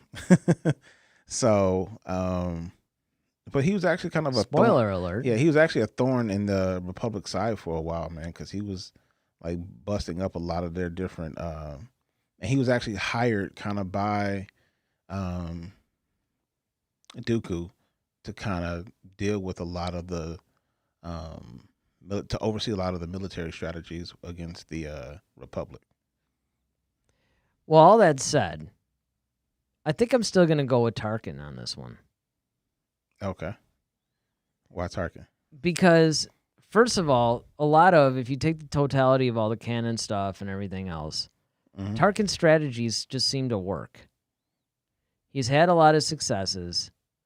He's had more. With Trench, a lot of his stuff was very contained. It wasn't so much drawn out, almost Palpatine-ish type of thing. That's where I think Tarkin is almost at. Yeah, he kind of has that long game. Yeah, the long game. And he's really good at basically predicting what people will do. It's almost a situation of, if you put Tarkin against somebody like Thrawn, I would probably go with Thrawn. In fact, I think we actually did that at one point. Yeah, we did those two. And Thrawn would have been the one that I probably chose. I don't know. I'd have to go back and actually look at what I did, but pretty sure that... I said the video's getting a little bit stuck. Yeah, that figures. But the sound is fine. Yeah, I think it's probably... upload? Yeah, probably strobing a little bit. Probably upload. Hopefully it stabilizes. If anything happens, I'll just restart the stream and we'll go from there. But yeah, I think that's really overall what it comes down to. Is that Tarkin, I think, is more the strategist.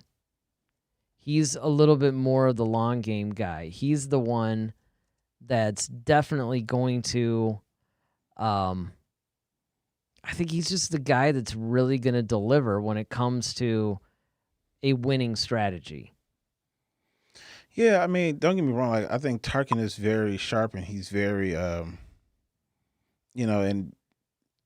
even he was kind of complaining, when they were escaping that whole Citadel thing, and he was kind of upset about, okay, are you sure letting this child like, lead this attack and blah blah blah blah. But I think, and he actually, applauded Anakin's, strategies, as far as not being so predictable and trying to come up with different ways. But I think Trench he's just as calculating. I mean, I think he was. There's something that he didn't. Trench didn't. He always kind of thought ahead, and there was certain technology that he was aware of. Like I remember when they were using that cloak ship.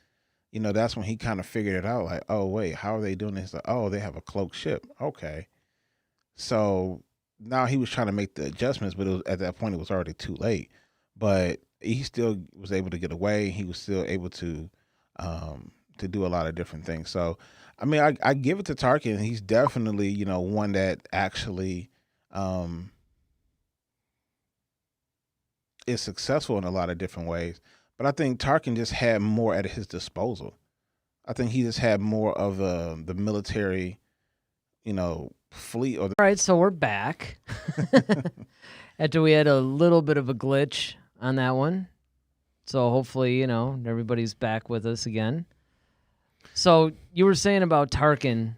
Yeah, I mean, Tarkin, the thing is with Tarkin is that I believe he had more of an advantage simply because he had the resources of the whole, fleet, of the Republic and eventually the Imperial fleet. Where Trench didn't really have that. Mm-hmm. Yet he was still pretty effective of, disrupting the whole rebellion and the Republic's forces as well, because he had the resource. Right, and that's basically, I think, the important thing is that you have to factor in definitely. Mm-hmm. The fact that you do have somebody who has a lot more resources than, Tarkin's just a higher up guy. I mean, he's not. Yeah. Trench. I mean, he was still an admiral, so I know like admirals like are dime a dozen, especially in the original trilogy. Yeah, but, yeah. They were basically fodder for Vader to choke out, more or less. Right. It's like it definitely is one of those things. With Trench, but no. But the thing is, I think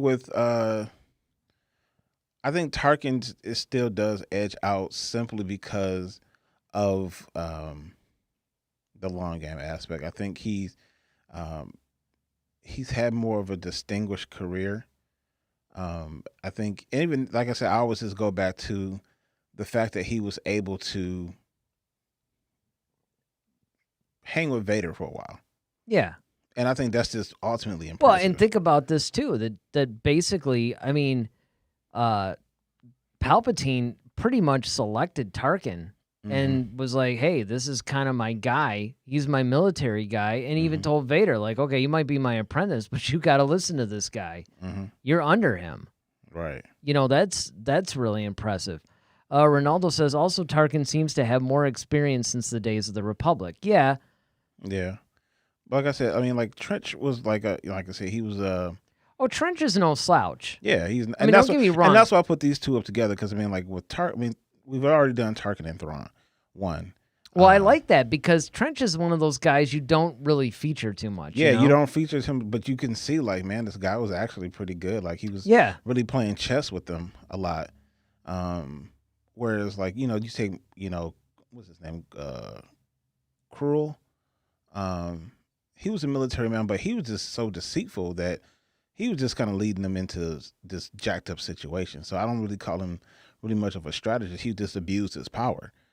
But I'm not saying that he wasn't a good strategist either, but you really didn't get a chance to see that from him. Well, these are two good guys to actually put together because you have a similarity between the two of them.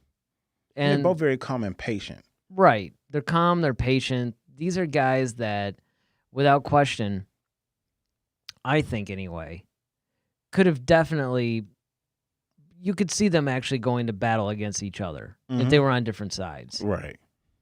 And it was interesting to do too because they're both, well, in a way, you have Tarkin who represents the Empire, but you have Trench who actually represents. Well, the thing is, and to that point, I think I know where you're going.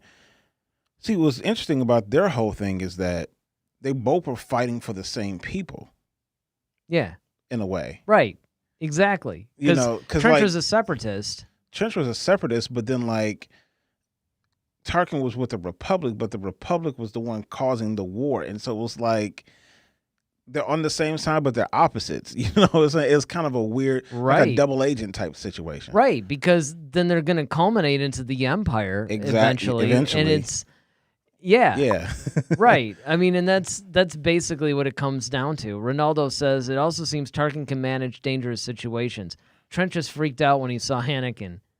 I could definitely see that Tarkin seems to have a little bit. It's like Trench kind of reminds me of Grievous in some ways, where he kind of acts like he's really tough, and I think he believes he is, but then it's kind of like when something goes wrong, he freaks out. That'd be a good one too, though. Trench versus Grievous. We'll have to do that one. Yeah, you might have to do that one. You might want to. Well, maybe you could do it next week since we're kind of on a Trench thing. Which, by the way, I don't know, I probably should have mentioned this like way earlier in the show, but this is the last episode of this season. Oh, yeah. This is our last season 2 episode. And so when we kick off season 3 next week, it also happens to be the day The Mandalorian premieres. Yes, it does. Which we will be talking more about in a minute. Mm-hmm. But this is one of those things that we're going to try our best to watch The Mandalorian before we do the show. Right. May not happen, though, because we've been going back and forth, like, how are we going to do this? I mean, are we going to do a separate Mandalorian review show? Are we going to make it maybe one of the Cantina segments, which I think is what we decided to do. That segment 1 of the Cantina will always be that week's episode, Mandalorian, or if we didn't get a chance to see it, maybe the previous week or something. Mm-hmm. Either way, we'll talk about it. But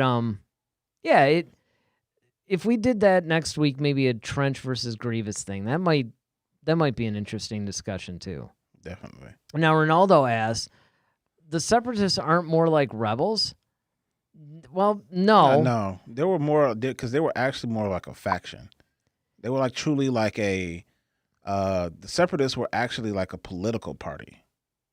Yeah, exactly. I mean, and you also have to understand, like, if you actually go through the, not even so much like the philosophies and all that of each of these organizations, but you have to remember that the Republic was the legitimate government.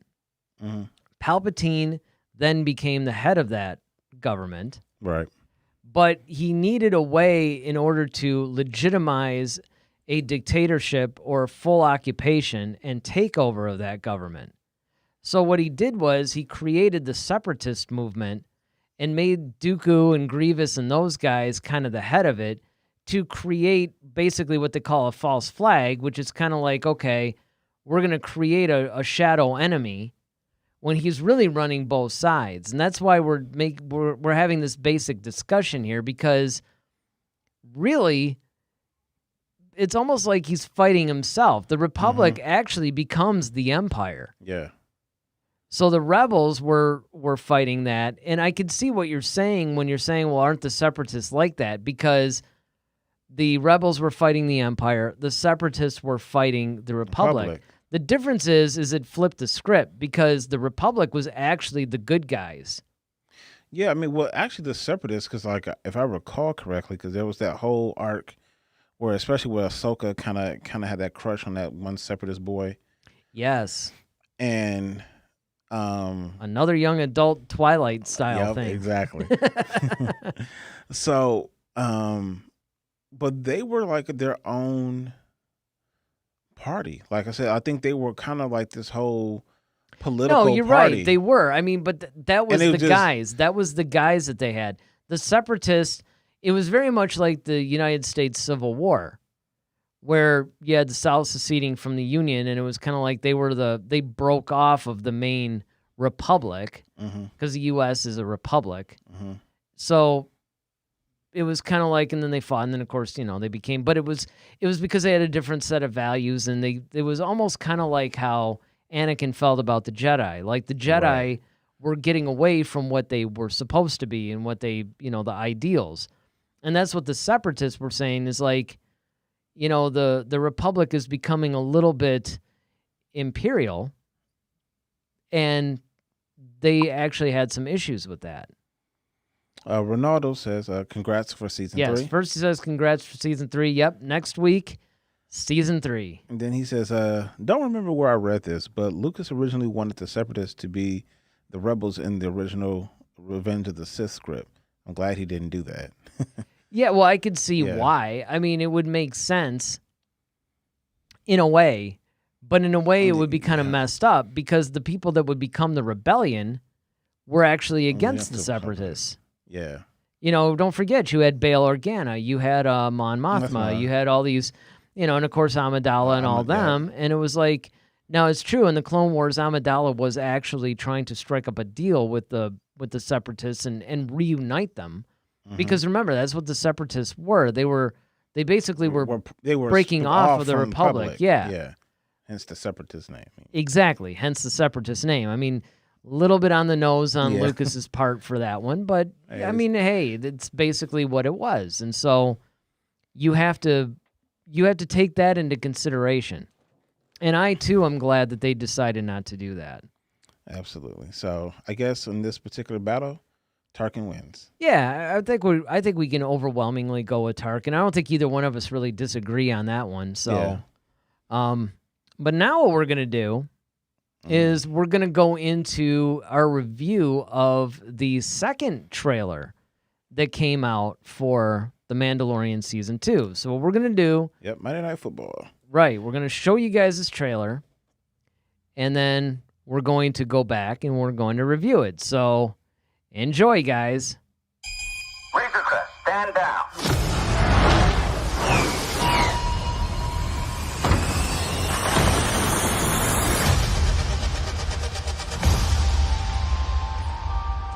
I'm here on business. I need your help. I've been quested to bring this one back to its kind. If I can locate other Mandalorians, they can guide me. This is no place for a child. Wherever I go, he goes.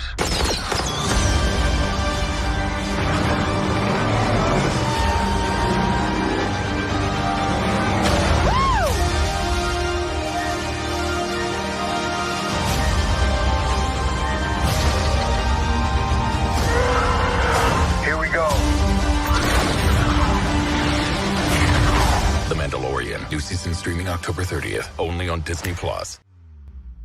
All right, so that was spectacular. And I got to say, that was really cool to listen to with headphones on. Oh, my goodness. I was just kind of like sitting there the whole time going, man, like this sounds so good. It really did. It was great.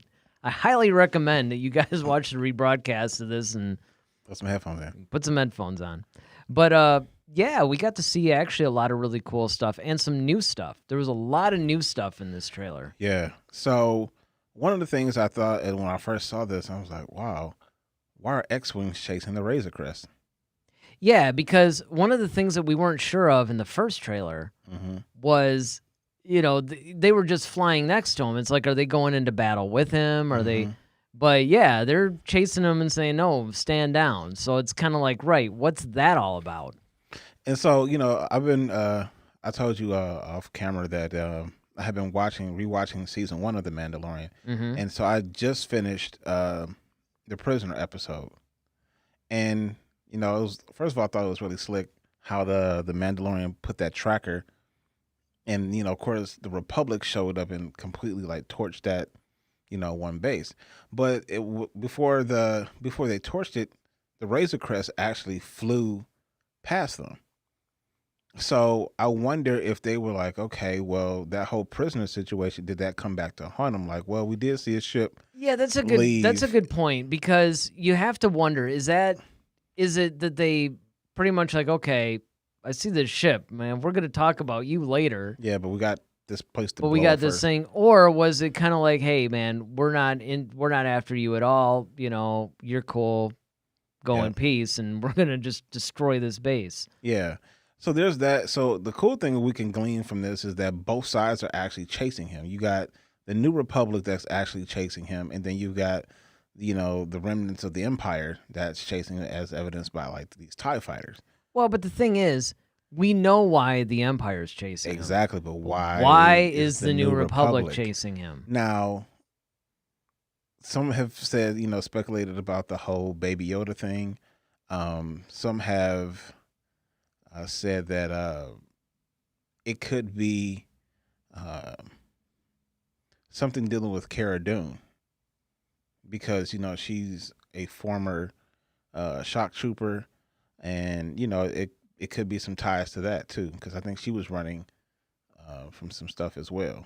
Yeah, because if I remember correctly, even though she was a rebel shock trooper, I thought I remember her saying something to the effect of she was like almost like a dishonorable discharge kind of thing, or maybe she fled, or like a AWOL situation, or you know. So, because I know, like, she was just kind of like, all right, I made my life on this planet over here, and I'm good. I'm just doing bar fights and arm wrestling guys for money, Mm-hmm. But then, like, once the Mandalorian really brought her back into the whole situation with Baby Yoda and Quill, that kind of changed things. And then, of course, now, you got Moff Gideon, after him. So we know why he's after them. But, yeah, like I said, why is the New Republic chasing him?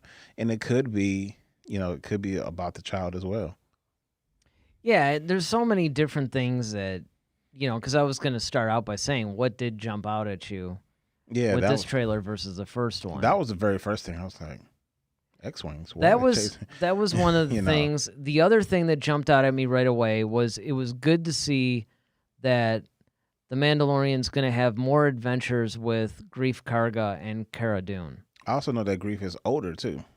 Yes. You see, so I wonder how much time has passed. That's another thing, is they don't actually specify that. Yeah. Or at least not yet. I mean, maybe yet. Somewhere in the series they actually will say, or who knows, it could be like episode 1, 5 years later or something like that. But I do remember that there was talk that, yes, this is going to actually take place sometime after the first season. Yeah. It's just about how much, because now he's sporting the goatee, but it's all white now. That's a really popular thing they're doing now, because even if you think about Cobra Kai, now we don't know yet how much time has transpired between season 2 and 3, but they did say that there was going to be a little bit of time. It could be 6 months, it could be a year, we don't know. Ronaldo says, when Mando says he was assigned to deliver the boy with his own, we see Greef Karga, but he had already told him that maybe he's talking to someone else. Well, I have no doubt in my mind that this is a little bit of what I call trailer trickery. This is a common method that they do in Hollywood all the time, where they take scenes out of context and they put them to make a new context. So maybe he's talking to Bo-Katan. Yeah. Yeah, or, who knows? Yeah. Ahsoka, yeah. And that's what I'm saying, like, okay, well, who commissioned that, though? That's the question. Like, who's commissioning him to return him back to his own people? Well, I could have sworn, and hey, you'll actually know this because you're about to hit that episode. So I was going to say, you could tell us next week, but hopefully we'll have actually seen the first episode and we'll start to know some of this stuff. But I think that in the last episode, that it was either, was it the armor or somebody was kind of like, yeah, you got to go and take this child back to his own kind. And he was basically like, you talking about the sorcerers that were our enemies at one point? Well, no, that was the trailer. That was the first trailer of season 2. That wasn't in an episode? That was the first you trailer. Sure? I'm pretty sure it was in the last episode. I mean, it may be, but I mean, if only I had the technology to, hey, let's just all together watch the last episode. But I mean, I'm not saying it 100% sure, because what they could have done in that trailer was like lift that part and as a continuation. Like, absolutely. So I mean, I'm not saying you're wrong. I'm just saying I remember it from the trailer. That's the last I remember. Well, of it. right, and I mean that's going to be the thing that's the freshest in our mind is that trailer. But I'm pretty sure that was from the last episode of the first season. Okay, and like because I said, the whole idea was, I remember it was kind of like, oh, well, he's got to find like because we were wondering. I remember when we actually were doing the Mandalorian review show, which you can, by the way, find on our channel. And don't forget to hit the like and subscribe button. I'm so bad at reminding people to do that. I got to start doing that. But we basically did a whole review show where we did, I think it was like 2 episodes at a time or something like that. So we basically, just because of the timing and the way that we were doing our show at that time, pretty much like 2 episodes, and then we would do a review. So we did like episode 1 and 2, or I'm sorry, chapters. Chapter 1 and 2, 3 and 4, 5 and 6, 7 and 8. So in that review show, I remember talking about that it was going to be weird. Are we going to actually see, finally, the homeworld where Yoda's species comes from? Yeah, I mean, that's the big thing. Because now, if they do plan on showing that, now we're getting closer to like, okay, what the heck are they? Well, what are they? Where are they? I mean, at least it seems to me, because now, granted, we've only seen like 3 of them at this point. It was Yoda, Yaddle, and Baby Yoda. So, but they all seem to be Force sensitive and pretty powerful in the Force at that. Mm-hmm. So, is this an assumption that we can make that the entire species is just like this Force conduit or something? Or that and I think that it may be because we've only seen 3 of them, and everybody acts like so surprised when they see something like that. They're like, okay, well, the heck is it? Like when they saw Baby Yoda, they're like, okay, the heck is this thing? Like I know, it's like y'all got some raid or something that can take care of this thing. Because like Bill Barr's character was like, is this like a pet or something? And he's like, yeah, something like that. So it's just like they haven't seen Yoda's species around like that, which kind of always, and we've never really seen another one like Yoda. I thought even Keel was one of, but he's not, because he's more humanoid, but he kind of looks like Yoda. If you remember, that's the one that was like the little Jedi Master from the Citadel episode of the Clone Wars that they rescued. And he's got the ears almost like Yoda. He's super short. Yeah, I remember him. Like when he's blind in like one eye or something like that. But he's kind of grouchy. I thought that he was kind of like part of their species at first. He just wasn't green. And then so I think the fact that we've only seen Yaddle, we've only seen Yoda, and then ever since then, we have the child. It just seems that their race isn't as prevalent, because why would you just be chasing that specific one? Why won't you just go to the planet and go grab you another one or something like that? So just grab you another one. It's like, go back to the well where Ronaldo says the sorceress's dialogue was in one of the episodes. Don't remember if it was in episode 7 or 8, but it was definitely there. Oh, there you go. All right. So yeah, I remember that because I remember he was making a big deal about, wait a minute, you want me to take this thing back to, our enemy, these enemy sorcerers or whatever? And it's like, yeah, find its homeworld, all this other stuff. So that the conversation took place, but it's interesting to me because you're right. Why not just say, okay, fine, we didn't have this one, let's go get us another one. And then if you're going to do that, though, it's like, okay. Do a little quarter, the little claw thing comes down, and you just pick up another one of those little things. Well, my thing is, okay, like if you even take that statement, though, like, okay, find out where his homeworld is and take it back. Okay, well, how the heck am I going to do that? I don't even know what this thing is. So, well, you do bring up the point that, nobody seems to know what it is. Like, nobody says, oh, it's a whatever. Exactly. They're like, what is that? Yeah. So. And that actually says a lot. Yeah. With all these crazy, like, you got Hammerhead, you got all these, like, weird, ugly-looking creatures, all the just ungodly creations that were in the holiday special, all this stuff, and everybody is like, I don't know what that is. Mm-hmm. I mean, you got lizards like, Bosk, you got, like, the whole, like, shark creatures that are, like, in the water. Oh, I forgot about those guys. Yeah, those guys are pretty vicious. It's like Shark's Tale or something. And then Yeah, you got and that was like that was a huge story arc too. I remember that Clone thing went Wars. like 3 or 4 episodes. Yeah. That's when they had that one, the new king or prince of Calamari. Yep. So you had that whole, race. And like I said, you got... They had Akbar back then. Well, yeah, that's what I'm saying. Like, you had Akbar, like, when you first see him, like, it's a giant squid talking on the screen. Right. What the heck is that? So, yeah, you got all these different races of, creatures, coming out. But no one seems to know what species Yoda is, or what Yoda species is. So it just stands to reason that they're far and few in between, or they're very, very rare. And the fact that they're very rare and they have, like, apparently they have an affinity for the Force, now it's like, okay, you see why they're so valuable. But it also makes you wonder then, okay, so they can't just go to the planet and get them another one. So where did they find this one?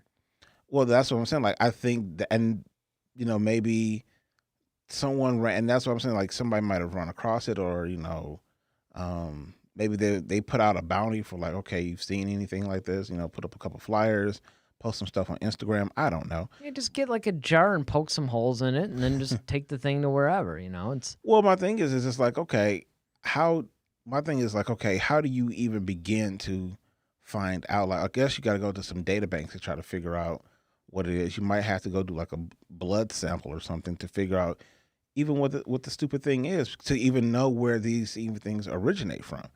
So I think, that's where you're really going to find Ahsoka coming into play, because then she would be the sorcerer to know, oh, yeah, my master was one of these. They're from this planet. It's like, these things are still around. Yeah. It's like, oh my God, another Just Yoda. step on it. So I think that's kind of where, like, Ahsoka's role is going to come into play. Is Yeah, that well, I mean, and he's this going to is- be trying to find where... That was going to be another question I was going to bring up, is like, okay, when we look at the gazillion people that they basically said are going to be in this, that was where I was going to go with Ahsoka as well. Mm-hmm. That Ahsoka's role is going to be in identifying his species and helping to find its homeworld. Mm-hmm. That I think is pretty obvious. What I think is really interesting is when they're bringing Boba Fett into this. Now, speaking of that, they did that one scene where they showed the feet. But they didn't show the rest of the body. You talking about in the first season in episode 5? The one we just watched. Oh, the trailer? Yeah. Did I miss that? Yeah, they showed his feet, but I don't know if it was Boba Fett or if it was a Mandalorian. I remember the first trailer that came out, they basically had this whole, like, somebody. I mean, it just shows you how obsessive people can be. There was, like, a speeder bike scene or something, or, like, a speeder bike-ish kind of thing. Mm. And they paused it, and you can kind of see that hanging in the speeder bike was Boba Fett's armor. Mm. So it's kind of like, I mean, it may not have been. It may have been like a blotch, but it did. I mean, I will admit, when I saw it, it did kind of look that way. Mm-hmm. So it makes you wonder, because they do have Tamira Morrison playing Boba Fett in this, but then they also had that other actor. Timmy Oliphant? Or I don't know. I thought he was playing somebody else. It was, I don't remember who it was. But it was some other actor that was also playing Boba Fett. So you got to wonder, like, what that's all about. Because I thought it was really cool in the Clone Wars that they actually had Daniel Logan reprise his role. Mm-hmm. And, there was that whole little story arc where he was with Aura Singh. And he was trying to get revenge on Mace Windu. Mm-hmm. And he almost kills him, but Anakin keeps thwarting it. And then R2 basically keeps, doing stuff. So I thought that was kind of cool. See, I'm thinking that, because they're chasing a Mandalorian, I think Gideon eventually just, like, puts out either Gideon or, it's probably got to be Gideon, probably puts out, like, this whole thing, especially since he's from the Bounty Hunters Guild and all this stuff. All the other bounty hunters are looking for him. And there's probably a higher price on his head now that Gideon's, after him. So either Boba Fett kind of gets a hold of one of those trackers and was like, oh, okay, another one, a Mandalorian, or Gideon personally probably finds Boba Fett and was like, look, I'll pay you handsomely if you go get one of your people, because he's got something I need. And so that might be how Boba Fett gets inserted into this whole adventure. I think he's chasing the Mandalorian as well. Well, and we know that this takes place 5 years after. Now, granted, we don't really know how much time has transpired between 1 and 2. Didn't they say it was like a year or two? Between Mandalorian season 1 and 2? Yeah. I don't think they mentioned that. Not that I know of. At least not that I've seen. Yeah, I know. There's like a lot of different things, and I could be getting them confused. But how much ever time has transpired, we do know that between Return of the Jedi and season 1, there's 5 years. Right. Well, first of all, it would seem to me like they got to explain how this guy got out of the Sarlacc pit. Of course. I mean, granted, they could just be like, well, here he is, and it's like, oh, I guess he got out of the Sarlacc pit. Maybe we don't really need to see it or even know. Or he might mention, yeah, you know, I was kind of in the belly of this really weird creature. Oh, by the way, don't go over there. You know, because those things are pretty crazy. I mean, when you really stop and think about that. Well, you see, actually look at the dimensions of a Sarlacc. Yeah, it's insane. I mean, can you imagine you're just wandering around, you just fall into this thing? Or that thing just grabs you and snatches you because it, yeah, especially at night when there's no light around. Exactly. That would freak me out. And just knowing that could be out there, I would never go out in the desert, even in the daytime. Well, one thing I did love about, you know, this, about Mandalorian is that how they, you know, make a lot of references to stuff. So when they were on Tatooine, they killed the rookie guild member. And she was, you know, she was like, okay, well, she was talking to the little pit droids, like, all right, get rid of this thing. And they were like, well, what do you want to do? I was like, I don't know, like drop them off in Beggar's Canyon or something. So I was like, okay, that was cool.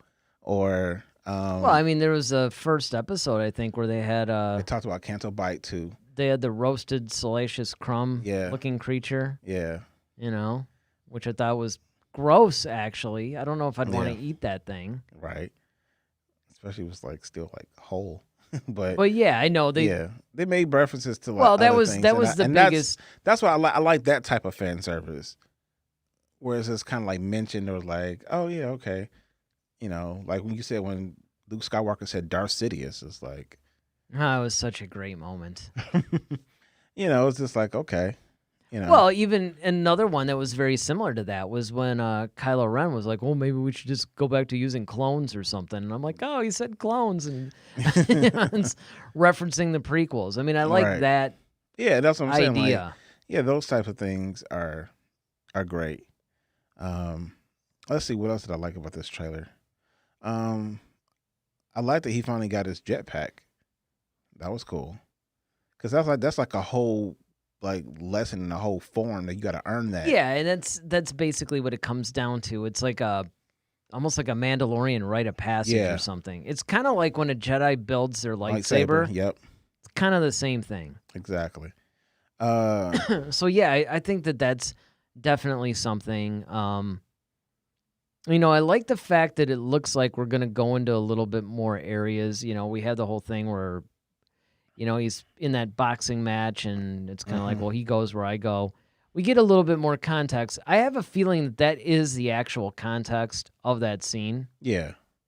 I don't think they're doing trailer trickery on us on that one. No, I agree. I think, you know, but that's the cool thing about the whole seedy underworld, you know, thing. It's like, all right, you don't really know.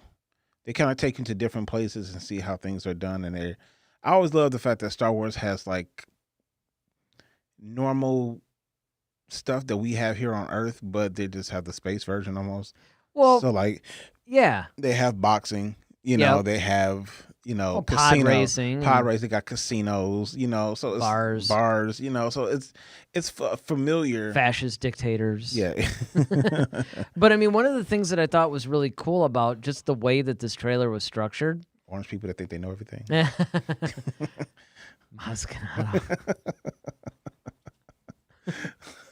I won't even go there, but that's great.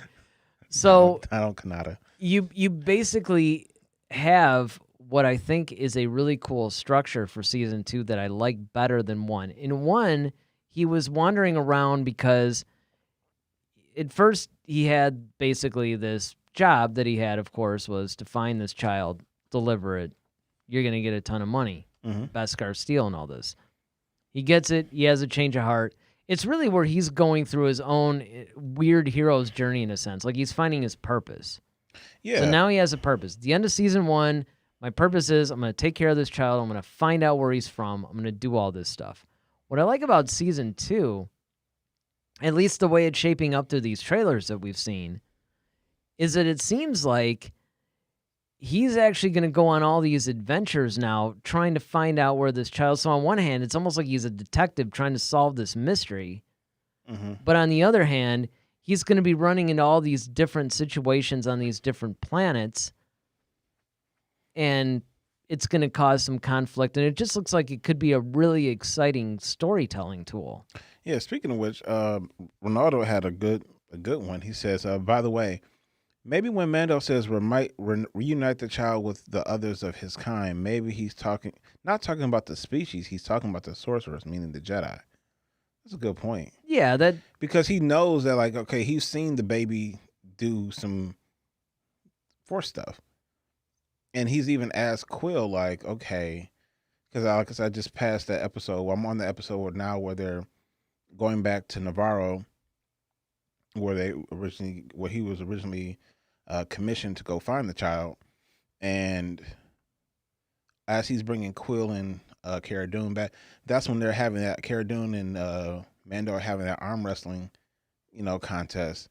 To which, might I add, I totally see your point in this. Because now that you're watching again, do you understand what I'm saying? Because in that situation, especially in that one, it's like, okay, I get Cara Dune strong, but dude, like, you're like a Mandalorian warrior. Like, you mean you can't beat this chick in an arm wrestling match? Like, really? Like, this seems a little bit.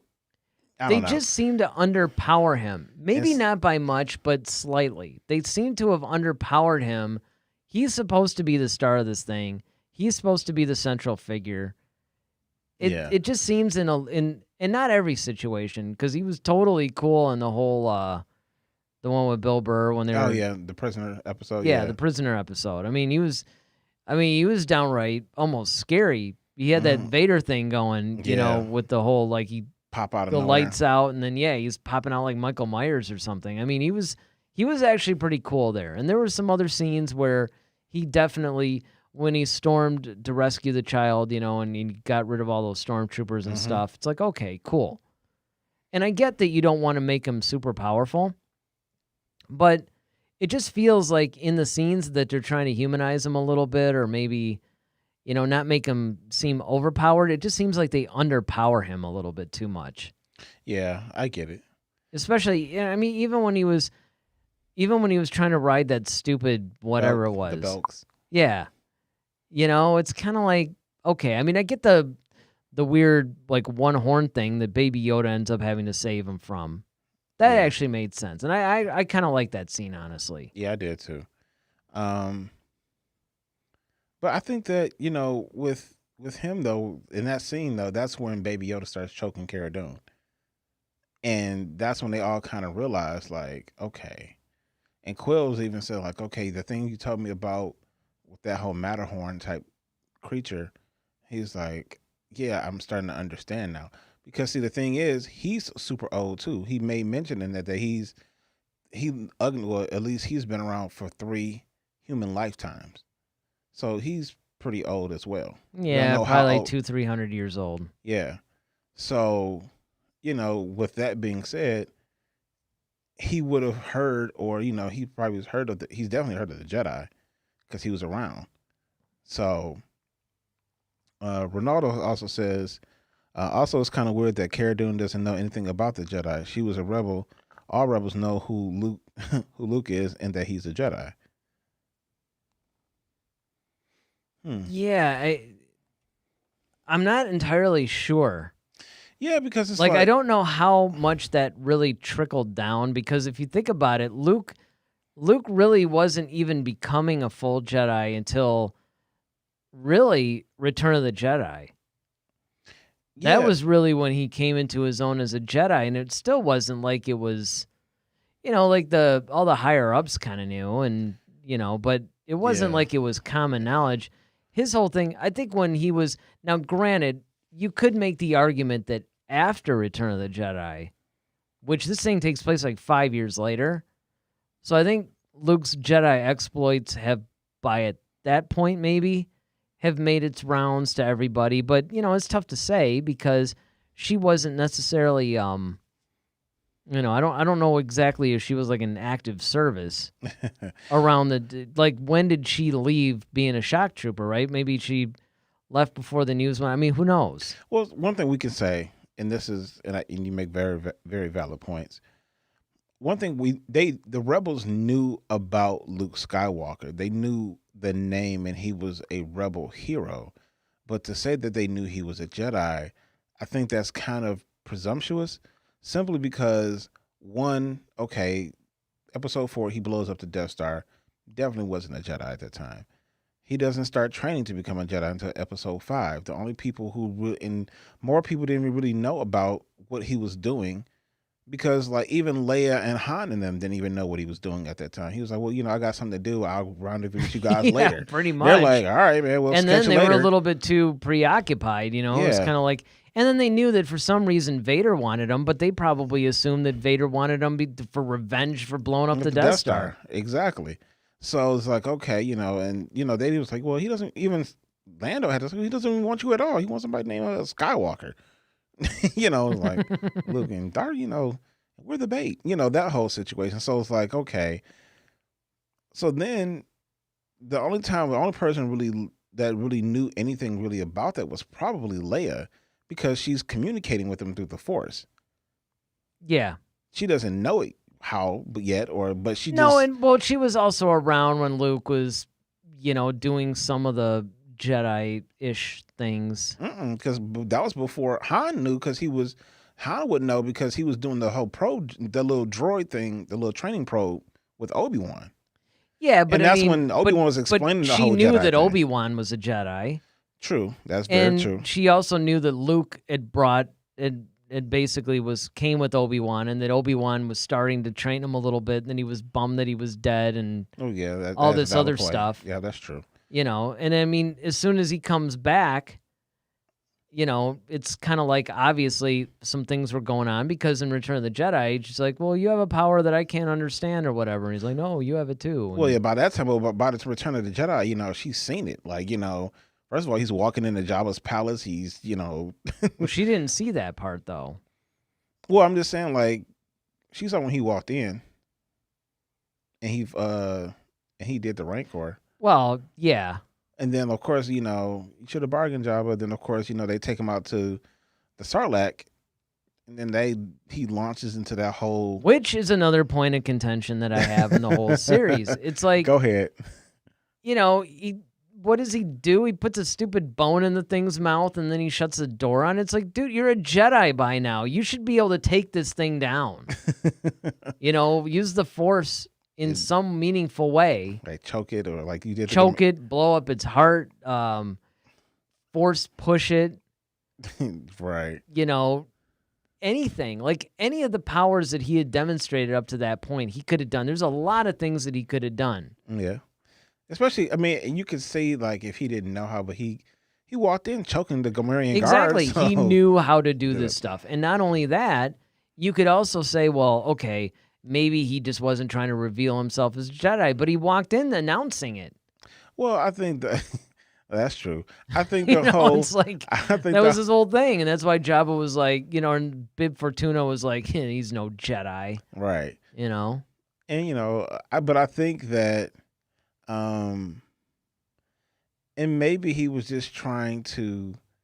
It could have been a strategy thing, like, all right, he wanted him to underestimate him, and so in order to do that, you kind of have to play into their thoughts of you. Well, not only that, but it's sort of like if he used the Force and all that, they probably wouldn't have gone in after him and tied him up and or he probably would have just had Han laying them executed or something right in front of him. But again, by this time he's a pretty powerful Jedi. He could have probably stopped all that. We don't know. I mean, yeah. I think we know. I mean, I think we know. It's not good. At some point, there's a story that you want to tell, and you have to figure out how to get there. But I mean, this is one of the things that drives me insane about the depiction of the Jedi in the movies in particular. Yeah, like in the books, they're like phenomenal. Well, like, that's my other problem is like if you're going to underpower them so much or make them make like these stupid decisions in the movies, then don't make them like gods in the books and comics. Because it's actually, for those of us that actually read that material, it's like, well, now it's going to make us wonder even more. right. Like in The Phantom Menace, why didn't they sense the big fish? Mhm. It's kind of like they're all acting surprised. It's like, you guys feel a disturbance in the force if somebody even Sneezes wrong. sneezes wrong. And there's like a fish about to attack you and you don't see that? Yeah, it's like, oh, I sense an unsensible amount of fear, for these simple, what was it, delegations or something like that. When they were on that first, Oh, yeah, right. before they Right. started pumping the gas in the Yeah, room. exactly. It's like they're all like, Negotiations, that's what, before Yeah. simple negotiations. He's like, yeah, I sense a bunch of fear, but it's like, yeah, you sense that, but you don't sense like this giant, like 90-foot fish behind you. Exactly. And then even in episode 2, now granted, this is now Obi-Wan and Anakin, not Qui-Gon and Obi-Wan, but still kind of the same difference. They can sense this little tiny weird insect that's about to attack Padme, but they can't sense like a 90-foot fish. Well, and at least in that case, I can make the argument that It was like an emotional thing. He's No, he in was- tune he- to her because of the love or something. Well, he or was just- Twilight well, stuff. know what you wanted to say. No, I mean, I think, but he was more, because she was the target, so, and they were protecting her, so they're more focused. A little on bit her. more, focused on her. Yeah, When- so- when they be focused on themselves and their ship, Well, I mean, they're probably just like, their whatever. fish, like they're just, well, they were obviously just chilling. Yeah, I mean, it was like they didn't have a care in the world. But again, the Force, it seems to me like it would have warned them. And they would have felt the disturbance. right. It just, I don't know. Ronaldo. What does Ronaldo say? Ronaldo says, I say it because in the novels and comics, you see rebels talking about Luke and how he's a Jedi, but maybe not everybody knows. Yeah, I mean, I don't think everybody knows. I mean, of course, like people who've gone on missions and stuff with him, like, okay, like those band of people who went with him on Endor. It's like, okay, and by that point, of course, he was made general. He was like General Skywalker at the time. So, he's taking a group of guys and, he's whipping out his lightsaber. He's, doing some stuff. Well, even then, though, if you think about it, when all that was going on, it was once again just because I don't remember I thought some of the soldiers like stayed behind or something, and it was just. Well, they did, but if you remember when it all got captured, some of those soldiers were with them. Yeah, when they got caught I in don't that remember net, them being and they on were- like the little stick thing, being about to be eaten by the Ewoks, which is Yeah. creepy, by the way. Yeah, if you really think about it. Those things, and then when they had the empty, like they ate the stormtroopers basically Yeah. after. Yeah. Those things are dangerous. Yeah. I mean, the cute fact cuddly. that Leia was just all like, oh, look, they made me a dress and all that. Yeah, you're probably going to be dinner that night. Well, yeah. Especially like, when he's like, well, she couldn't even get him off her leg, when Wicket was like wrapped around her leg, and Yeah, they're they're pretty strong. pretty strong and they're pretty, Well, it's the pants. little. So, Exactly. but yeah, man, I just think that, Yeah, I don't know if all the rebels knew. That's Yeah. the thing. I I don't don't think they- actually yeah, think all- that they did. and then you got so many rebels too, and it's like you probably have heard the stories, and you probably like, oh, It was the fact that he was the guy that blew up the Death Star. That's Yeah. mostly that's the reason why he was promoted instantly to general and Yep. everything else is because of the fact that he was the hero of the rebellion. It wasn't so much like he was a Jedi as much as it was that he was this hero that saved everybody from pretty much being annihilated by a super weapon, Yeah. which is an important distinction. Yeah, absolutely. I mean, they got a medal for it. Well, Chewie did, but well, that was the other thing too that a lot of people forget too is the whole medal scene. Even though it's one of the most famous scenes in Star Wars, everybody forgets that they're being recognized essentially by what's left of entire- the Republic Yeah. in its entirety yep. for this bravery that they pretty much did. So that's the reason why all the rebels knew him and celebrated him and all this Yeah. other stuff. And Jedi thing was a little bit of a different thing. All right. That may, though, have permeated. See, the question becomes, how much of that was known 5 years after Return of the Jedi? Well, see, that's what I'm saying. Like 5 years after Return of the Jedi, now you have to think about like, all right, Vader's gone. You know, the Death Star is blown up. Luke didn't have anything to do with that part.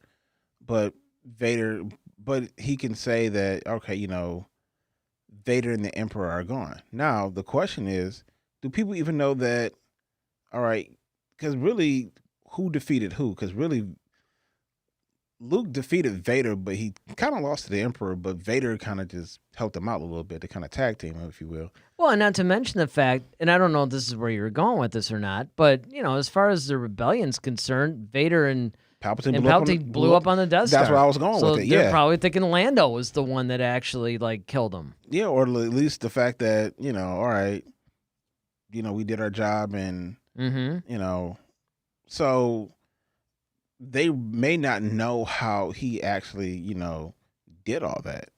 No, because the thing is, if you remember, Luke basically said to Leia that he was going to surrender himself to the Empire so that way he can confront Vader. Right. And, of course, she didn't want him to. Right. And I don't know how much of that plan she actually shared with Han. Well, she's too busy crying. You know, like, you know, and, yeah, hold me and all this stuff and everything. But it seems like she didn't really reveal. But it also seemed like Han didn't really wonder where Luke went either. So, well, he knew because it's like, he knew about it because, of course, when he had that conversation with Leia, it's like, well, I'm sure he wasn't on that thing when he blew. Yeah. So he already knew where he was. Yeah. Okay, that's a good point. Yep, he did.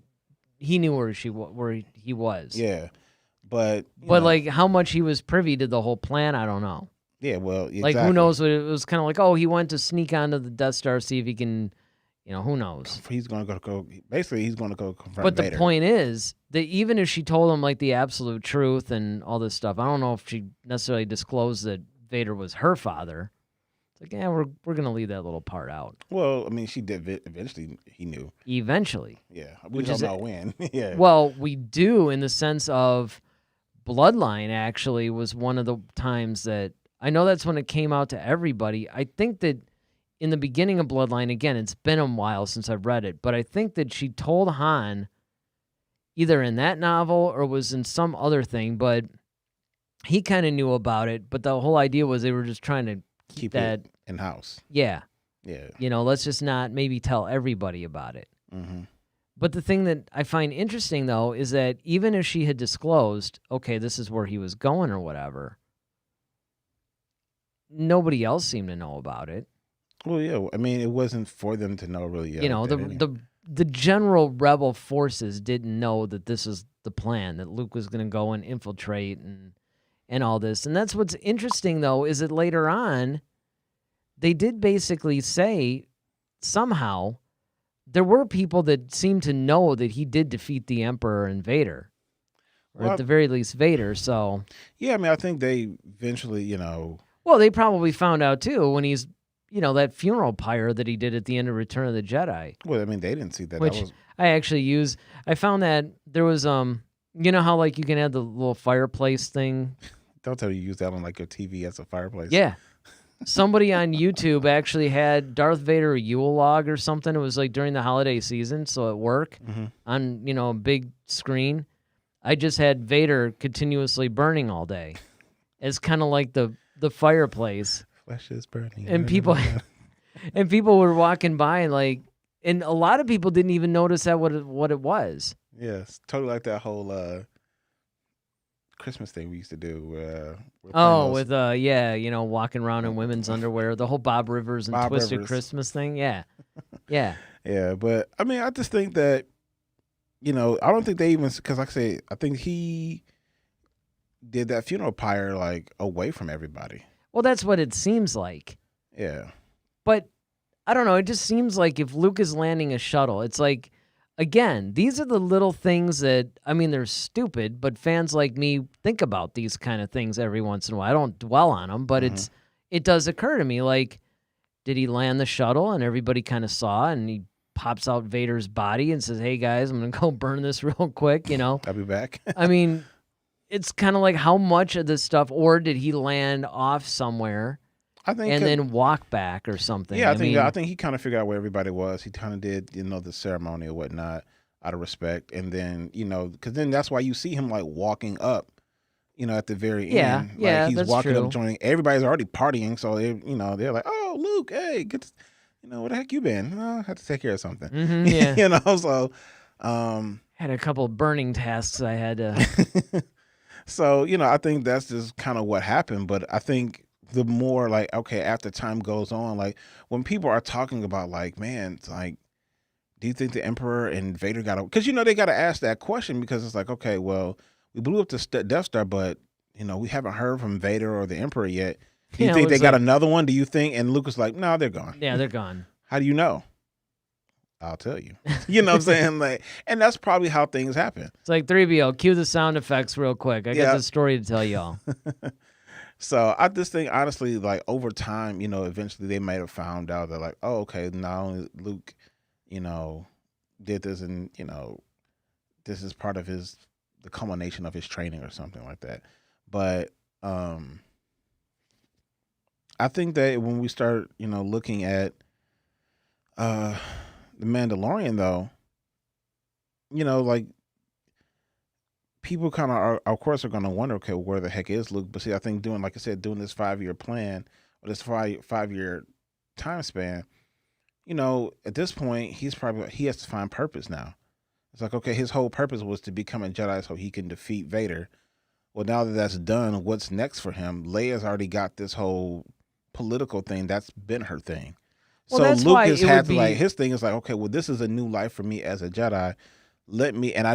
I no longer have Obi-Wan or Yoda here to kind of further my training. So like, let me go find out what I can about this ancient history that I'm now the last surviving member of. And I wonder, am I the only one out here?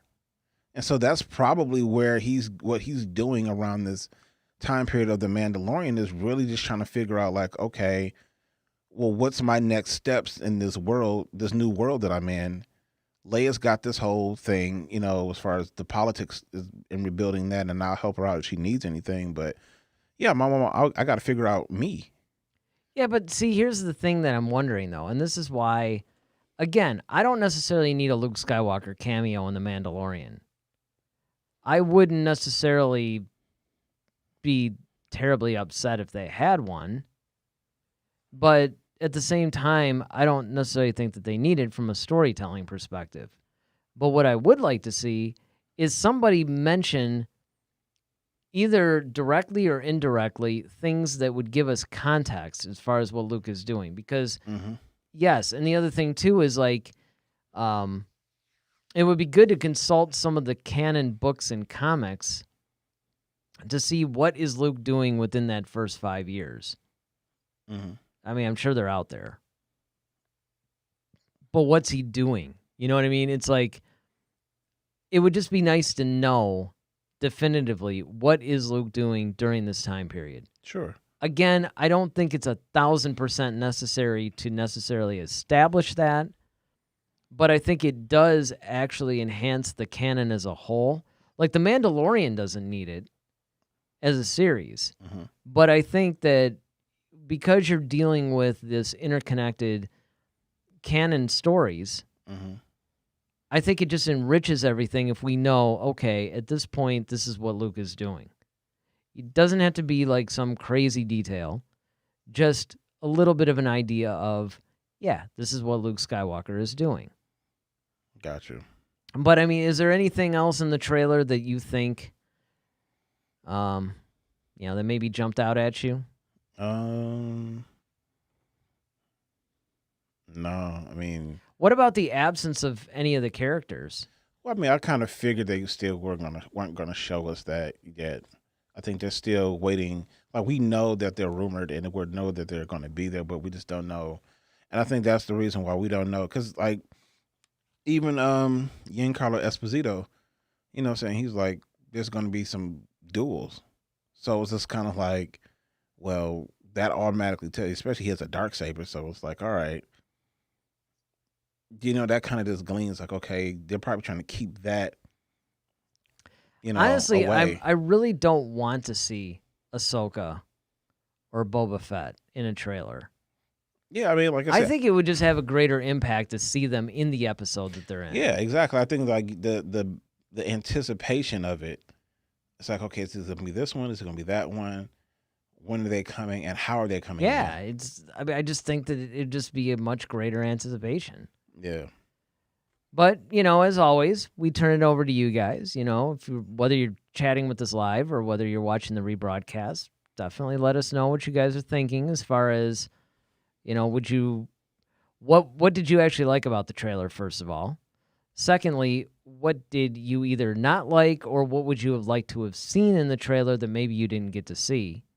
And how excited are you now that we see the second trailer? Does it increase your excitement for The Mandalorian, or maybe you were a little let down by it? I don't know. Whatever it is, leave your comment in the comment section below. Don't, of course, forget to hit that subscribe button and like button while you're there. And, check the comments out, too, for more episodes that you guys can check out that are definitely related to this. All right, what do we have next? All right. Well, next we have some really cool information regarding Taika Waititi. So, the film director Taika Waititi, who made Thor Ragnarok, he's often been rumored to be working on a Star Wars project. Mm-hmm. So now we've heard some rumblings, and here it is. So while the film is still a few years away from release, locations are being reported being scouted. One such location is the Highlands of Scotland. It's said to have had a small shoot on the schedule, and according to the film, will have a 3-day shoot this December. Here's the quote: "It's great that Star Wars has decided to use Scotland's breathtaking scenery for some of their first production shots. The film is still a few years away, thanks to the COVID crisis, but it will be very exciting for fans to hear that the ball has started rolling on this highly anticipated movie. As we provide confidential locations, service to film and TV productions looking for film in Scotland, we can't comment on discussions about specific productions." Yeah, what a shock. Of course, unless we are able to. Still, I think that there's a couple of things that really excite me about this. First and foremost, I am really taken aback a little bit that, keep in mind, we knew that Taika Waititi was interested. I'm having problems talking all of a sudden. We knew he was interested in doing a Star Wars film. Mm-hmm. That had been documented. He had been talking about it even in interviews. Right. But, of course, we also had the Rian Johnson trilogy out there. Kevin Feige had something going. There was a couple of other people that were mentioned. I'm sort of shocked that it's the Taika Waititi one that's the next in line, apparently. Mm-hmm. But it also makes me happy that it's the next in line, because he's a really good director who, I think, much like Favreau, really understands Star Wars enough to be able to put his stamp on it, because he definitely has a style. Yeah, he's actually directed some Star Wars stuff too already. Right. On The Mandalorian. Onto The Mandalorian. Right. But the thing is that was sort of his first foray into it. And I was really happy that, much like Favreau's kind of the showrunner, really, along with Filoni, mm-hmm. I was really happy that they went with somebody from the whole Mandalorian experience to then be the next movie that's going to come after the Skywalker saga ends. Because this is one of those situations where, and you and I have talked about this many times before, the next film that comes out is really going to determine the future success of Star Wars in film. Yes. They have to be really careful. Much like when we were talking about, if you're going to bring Yoda into the High Republic, you got to be really careful about how you handle him and what you do with him. Mm-hmm. And the same thing with a Star Wars film. Whatever you do next, you have to really make sure that you just got to hit it out of the park, so to speak. Yeah. I mean, that's the thing, with Taika Waititi, doing a Star Wars film, like I said, I think we're all excited. I think he's going to bring something clever. That's kind of who he is. That's kind of his stamp. Mm-hmm. He's very he's kind of eccentric in his own way. Yeah, he definitely has like this aloof kind of style to his films. I mean, when you look at what he did with Thor, you look at the first Thor movies, and then you look at Ragnarok. Ragnarok has a very cavalier, loose, humorous type of a vibe to it. But it's probably the movie I watched the most of the Thor movies. Exactly. It's definitely better than the second one. Like, I like the first one. I love the first one is great. The second one was kind of, I don't know. It was confusing good, a little but bit. yeah, it was a little convoluted maybe. Yeah. And Definitely. I wasn't, that's the one I've seen the least. I don't even remember the last time I saw Dark World. But when you get Ragnarok, though, I think that's kind of, it looked like a Marvel comic. Like when you, like even the way they brought the logo in of Ragnarok, it's like off the comic. And I love that. I love that they did it that way. And much like the comics, it had a lot of humor in it. But it wasn't like overdone though. Ronaldo says, considering the location, it seems it would be a Naboo type of place in the movie. Well, it's good that he brings this up because the location was the next thing that I was going to talk about. I think it's really interesting that they put it in Scotland. Yep. Because Scotland's one of those countries that has a very definitive looking countryside to it. But yet it's never really been explored in a Star Wars film. Yeah, I mean, and that's what, to Ronaldo's point, it definitely would have, if George would have done a lived-in version of, instead of like CG, I mean, you could definitely see Naboo being in Scotland or, one of those kind of really green. Like maybe like a New Zealand, right? Yep. Maybe even Ireland. Yeah, exactly. It could be one of those islands like an Octo. Scotland has a bunch of those little different. The thing is, though, it really does tend to pique your interest on what is this going to be. Yeah, I mean, I'm getting like rustic vibes from like, I don't know, I'm thinking something rustic. Well, it just makes me wonder what this movie is going to be about.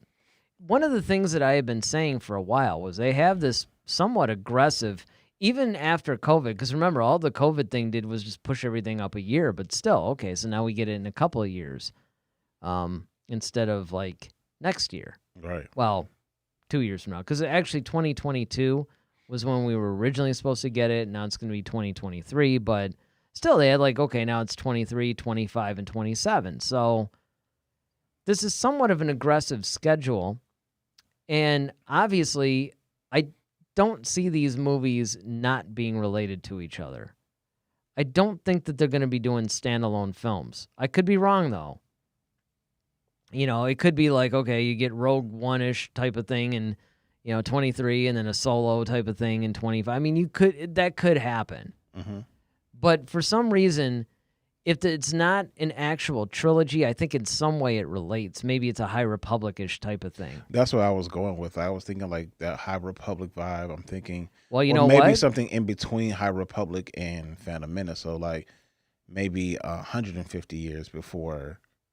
Well, that's what I was going to get to next, is the fact that, you got to figure out what this is. And I actually think that this is going to be a High Republic film.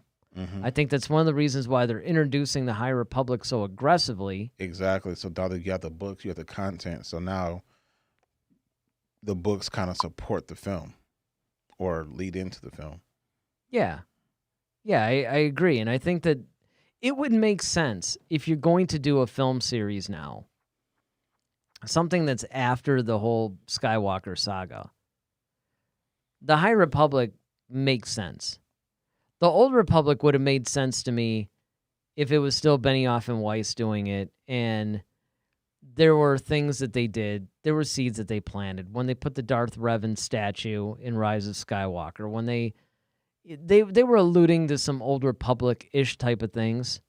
Because the three things that I thought that the next film series was going to focus on was either Old Republic, High Republic, or perhaps an Outer Rim Chiss kind of thing.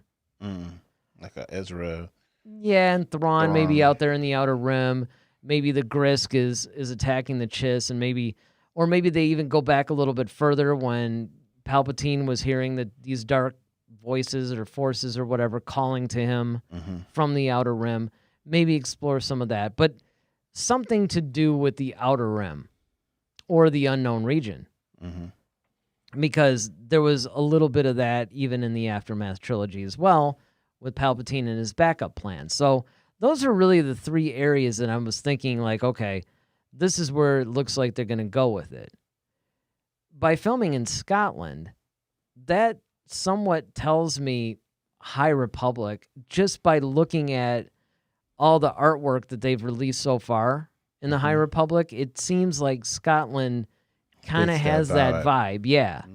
Yeah. I agree with that. Yeah, exactly. Now, Ronaldo says, it would be good if Lucasfilm said at least the timeline of the movie. Yeah, right. What era is it in?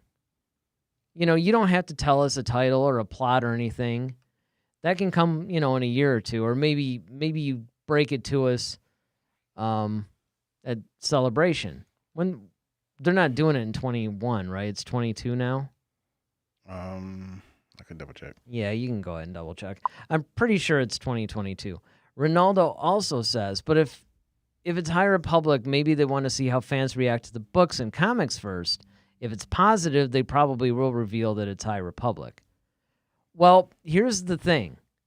Most of the time, people like yourself who are bringing up a point like this, I would say, yeah, that's probably true. But you have to remember, they probably already have a script written. They're putting things in motion. They're in the pre-production phase now. They could theoretically pull the plug if the High Republic thing tanks. And it's like, okay, well, hey, look, if you got a woman who's going to fire directors when 80% of the movie's done, why wouldn't she pull the plug on something like that? But generally speaking, though, they seem like they're committed to whatever this film is. Yeah. So if it is a High Republic film, I don't know. Yeah, well, Celebration is on your birthday in 2022. Naturally. Gotta go, man. I know. Happy birthday. I know. Where's it going to be this year? Well, that year, Anaheim. But yeah, well, that's what I meant. Yeah, it'd be Anaheim. So it'd be California. Hey, man, let's do it. Yeah, well, maybe. Star Wars party. The funny thing was, when was the last one? Was it 2019? Yeah, I guess it had to be, right, last year.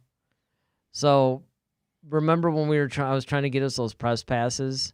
Right. And we were just, turned down for it, probably because we don't have the view. That's one of the other reasons why we want more subscribers and views and all this, guys, because we really want to be able to go and do, a press pass thing and Star Wars Celebration and do a whole thing and bring it to you guys live, because we basically have the technology to do it, and it's, other than our earlier little mishap, it works really good. So we would love to be able to bring that to you guys. But yeah, I just think that maybe with the High Republic, because it seems like they're building up this universe and this time period, and they're laying the foundation with the books, with the comics, that maybe that's where they're going to go with the movies. Now, it's tough to say, though, because you also have to keep your eye out on Disney Plus, because television, I think, is going to do one of two things. It's either going to foreshadow where the movies are going to go, or it's going to be its own separate entity. So Disney Plus will be where they can tell either a limited series like Obi-Wan, like, hey, here's what everybody wanted to know what he was doing between 3 and 4. Here you go. Now here's your definitive, canonized storyline, story arc, or whatever. Here's what he was doing between 3 and 4. Okay. And, oh, look, you have this Mandalorian story. And, oh, now you have the Cassian Andor thing. So they can either use Disney Plus to expand on characters that they introduce in either films or perhaps other medium, or they could actually use it to foreshadow, like, hey, you see this series that we're doing? like The Mandalorian, which we're going to get into, probably next actually, but we'll save that. I'll hold that back, but hold that thought, everybody. But I think that that's one of the things that they're going to do. I think that that's the thing that they have to do. Yeah, I think yeah, you're going to have to utilize. I mean, you have Disney Plus, which is a great platform, and I think that's best to tell your either limited stories, or if you just have like if you want to delve into something extensively, that's the platform to do it. Mm-hmm. But if you want to just get something out to the people, so it could, and like I say, it could be a continuation thing. It could be either it's going to, like, for example, you could do, let's say Ahsoka. All right. You might give her a movie or something like that, or she pops up in a movie, but she has a significant part in this movie. And people are like, dang, I really wanted to like see more of that and what was going, now she can spin off on her own series on Netflix, not Netflix, but Disney. And then she can just ride that out. So, I mean, yeah, I think that, the Disney platform is great, but I think the movies really should focus on, and I think a lot of people just really want to see like books turned into movies. I mean, we've always been saying that for years. Like, there's so many great books out there that will translate well into movies. Well, this is where I think that we're living in. Now, we've said this before, but I think this is the most interesting time in Star Wars history, because when Disney first bought it, obviously we knew, okay, they're going to episode 7, 8, 9. And that was pretty much announced like at the sale, right? So we didn't know where they were going to go because it was the first time, particularly with episode 7. Unlike when the prequels came out, there was nothing really defined. However, they still had to work within the parameters of what this story was going to be. Once they decided, like, okay, it's a continuation of the Skywalker saga, they could do it in any way they want to, but you knew it was going to have something to do with the first 6 movies. Mm-hmm. We're living in a time period now where they could do anything. And it's almost like the way it was when The Force Awakens was going to come out, but times like 1,000. See, the only thing is, I feel like right now, Star Wars can only go backwards, not necessarily forwards. Well, if you mean, not like a sequel trilogy. Yeah, because, I mean, like, it's like, all right, if you go forward, you have to then address Rey, Finn, Poe, Kylo, what I'm saying? You have to address all of that. Well, I mean, Kylo's gone, but you have to address all those different characters and where they are. And of course, if the actors and actresses have decided, like, you know what, I want to do other things. I don't want to, play this, I got other stuff I want to do, or I'm just not happy with the franchise and where it's going. So yeah, count me out, whatever. Well, how do you move forward after you've already established, like, these are the new... Well, easily, because they were the new characters as it related to the Skywalker saga. I mean, I guess you can still say, like... But there's other things, there's other stories to tell. Yeah, I guess you could do that, but I think, like, if you got other Jedi and stuff, like, how do you explain that? Because, all right, Rey, I mean, granted, Rey just popped out of nowhere, but you know what I'm saying? That's Like, the thing, yeah, you can't have the Jedi at that point. yeah, exactly what I'm saying. Like, where... And that's why I said, I think unless it's like you tell stories of a couple of Jedi Knights that had trained under Rey, and they mention that somewhere along the line, but they're going on their own adventure. They're doing their own thing. Yeah, but I think a lot of fans will just kind of like, well, dang, like, we don't get to see what happened. Yeah, it's dangerous. And that's why I said I think you can go forward, but you can see the cool thing. You can go back because there's so much time. You can keep going further and further back because, like, High Republic is 200 years before Phantom Menace, but like the Old Republic was like 10,000 years. So it's like you have all this space. Well, and even if you want to take even if you want to take maybe a little bit less of a time period, there is a rich tapestry of storylines that you can tell between Return of the Jedi and The Force Awakens. Oh, that's true. You have 30 years. But the only problem with that is not, and I know you had to explain where's Luke, Han, and Leia. Yeah, and my thing is more especially Luke, and that's my thing too. I would love to see more stories about Luke and his journey in that time period. But think but about do you it, though. recast him though? Even though you still have Mark Well, Hamill alive. Sure, and then you could de-age him, or you can get somebody like a Sebastian Stan to play him as a younger person. But you look at The Mandalorian. The Mandalorian takes place 5 years after Return of the Jedi, and it so far is doing okay without Luke and all those guys. Well, yeah, I'm just saying, like, I'm just talking about specifically Luke. Like, I want to see Luke Skywalker because I think fans felt cheated with his. Yeah, I know what I'm you're saying. So yeah, I'm just saying, like, if you're going to if you want to rectify that for the fans, then you got to give them something that's okay. You know what? Let's show Luke where he's kind of. Tony, man, a Broom Kid trilogy is what we need to see. Let's just see Luke Skywalker, in his 30s. Let's see that Luke Skywalker trying to develop the new academy. Let's see that. And then, maybe, but then at the point, like I said, you have to find somebody like Sebastian to play him, or you have to de-age Mark Hamill. And even then, it's kind of I don't think it's going to be the same. So well, and how much stunts can he really do? Exactly. It's like, without it looking kind of stupid. Ronaldo is, I think movies and TV will go in separate paths. I have no problem with that as long as both TV and films feel coherent with their respective storylines. Then he goes on to say, I think they can go forward, but thousands of years in the future, something like Star Wars Legacy did with Cade Skywalker. Yeah, it's funny. I was going to bring that up because after the whole Yuuzhan Vong thing, they had a very similar problem.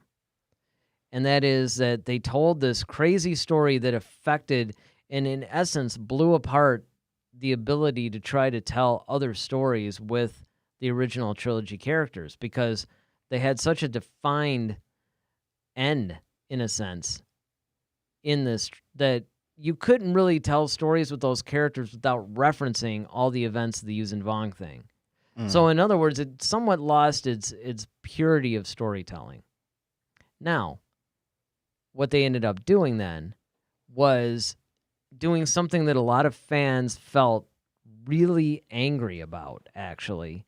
And this is right before Disney bought Lucasfilm, which is why some people were actually relieved when they said we're getting rid of the expanded universe and making it Legends.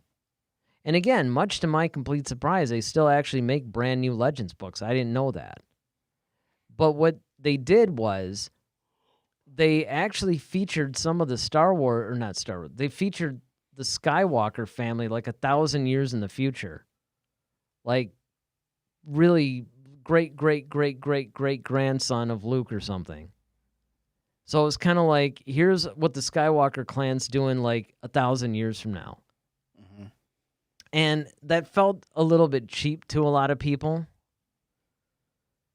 And really stupid. Like, can we just get away from this family for 1 second? Yeah. I mean, and that's... Here's what the Skywalkers are doing 1,000,000 years in the future. Exactly. I mean, it's like, okay. And that's when around the time that, the whole thing ended, new canon, do-over, stuff like that. But that's pretty much what they would be forced to do, though, if they were to try to do a sequel trilogy to the sequel trilogy. Right. But see, the thing is, it's like, you don't have as much content with Rey, though. So yeah, that's the problem. It's like with Luke, okay, we had the original trilogy. Then you had the expanded universe where, I mean, granted, that's no longer canon. However, people still kind of follow, like, okay, the progression of Luke Skywalker. And then, of course, when we see him again in the actual sequel trilogy, it's like, okay, we're still seeing the progression of Luke Skywalker. Rey has been in 3 movies, and 2 of them she didn't know what the heck she was doing. Mm-hmm. Now you're just going to just abandon that and just start, you know what I'm saying? Like, that's just... Yeah, I know. It's kind of like one of those... It's the like Phasma thing. Like, you just throw it away. Yeah, like, you brought this person to this point, and now you're just going to throw it away. I mean, it's kind of stupid. But and especially she has this history of being a Palpatine. I mean, that alone, there is a lot that you can do know story-wise with her. And I really do hope that they actually make sequel novels I would really like to see books that were actually sequels to that, because I think there's a lot you can really do. Yeah, Daisy Ridley's not coming back to the Star Wars franchise anytime soon. And I don't think they're going to do anything with those characters anytime soon. However, you can still tell other stories with completely different characters during those time periods and maybe even beyond. That's why I feel like they're going with Ahsoka. Because Ahsoka's already been established.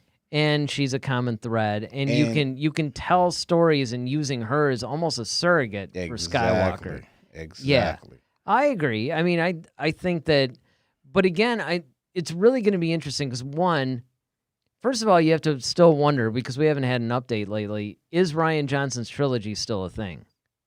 Yeah, it's still a go. We just don't know what it is, but what else is right? But that's it. We don't know what it is. We don't know what Taika Waititi's movie is. We don't know what any of these projects are. And it's kind of like what Ronaldo was saying. It's like if we just had, okay, it's going to take place during this time, or it's going to follow this. We don't necessarily need any more specifics than that, but it would be kind of nice to at least, of course, we always want more, because it's like, well, when are we going to get a title? And then, well, when are we going to get the first trailer? And then when's, it always goes on. Ronaldo goes on to say, also, the sequels aren't really beloved by the fans, so I don't really think that they will tell more stories in that timeline. Yeah, that's probably true. I mean, when you get all these rumors that, oh, Lucas is going to come in and take back Lucasfilm and reboot the whole sequel trilogy, it's like, okay, when you're talking like that, maybe nobody wants a new Poe movie. I think it's really hilarious that Boyega's going on this big crusade like, well, I'm not going to ever do Disney Plus and blah, blah, blah. It's like, dude, nobody's going to ask you. I mean, I hate to be blunt about it, but it's like people are not necessarily clamoring for a Finn standalone series or movie. Right. Don't worry. You're good. I get the fact that you're a little miffed about the Star Wars thing. Fans kind of were first. I mean, my problem with it, and this is, ironically, he's actually hinting around this now, because his latest thing is he's bringing up the Colin Trevorrow thing. But if I had been Boyega, and he's starting, like I say, he's starting to do this now, I would have been upset at the criminal underuse of that character. Sure. I mean, especially in Last Jedi. Yeah, especially Last Jedi. But I mean, I think that they could have done a lot more, even balanced among the three films, and given him a more compelling story arc. There's things that I thought that they did really well, and they started out good. But I think that, Last Jedi started them dropping the ball, and then there was a little bit more that they did with them in Rise of Skywalker, but it wasn't as compelling as it could have been. I mean, you had this former stormtrooper that basically defects. He doesn't know what it is he wants to do. He then eventually hooks up with what is pretty much, you might as well just say, the new rebellion. I mean, there's a lot of things they could have done with that character. And I could understand him being upset about it. Definitely. But at the same time, for the actor himself to be a little bit uppity about these things, it's like, yeah, dude, you're not exactly Harrison Ford or Mark Hamill here. People aren't necessarily clamoring for a Finn anything. So you're good. You can go ahead and hate on the franchise. Nobody cares. Right. And I think that that's a good point that Ronaldo's making, is that, people aren't necessarily into those guys enough to be interested, at least at this point. Now, hindsight is 2020, because people were saying the same thing about the prequel trilogy, and the prequel trilogy actually had characters that everybody actually cared about. Well, they were characters that they were already established. Yeah, they were established, but not everybody was established. True. Padme wasn't established, and, I could go on. But the thing is that even those characters at the time, Padme's actually a really good example of this. She wasn't really universally hated, but nobody was really clamoring for Padme stories.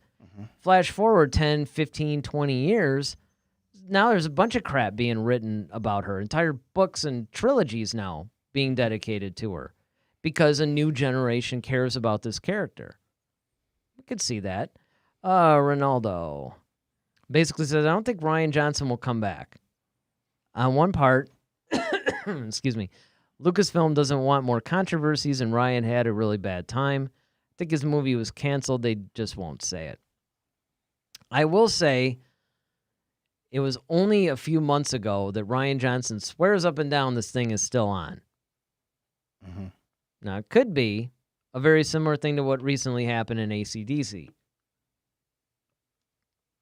So when the classic drummer, because he wasn't the original, but Phil Rudd was like part of the classic lineup, he got into a little trouble.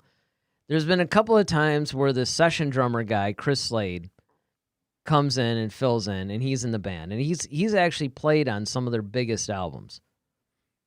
Well, basically when the singer had some hearing issues and Phil Rudd had some legal issues, they left. Axl Rose actually stepped in and sang for AC/DC for a tour. And then this drummer came in and took the place. Well, they got this classic lineup back together. They didn't tell the drummer. So they had interviewed the drummer, and he's like, well, I don't know. I'm still part of AC/DC as far as I'm concerned. Then, a couple weeks later, hey, here's the new AC/DC single, and it's got the classic lineup on it. And then the singer, of course, is asked, like, well, you know, why does this drummer still think he's in the band? And he's like, I don't know.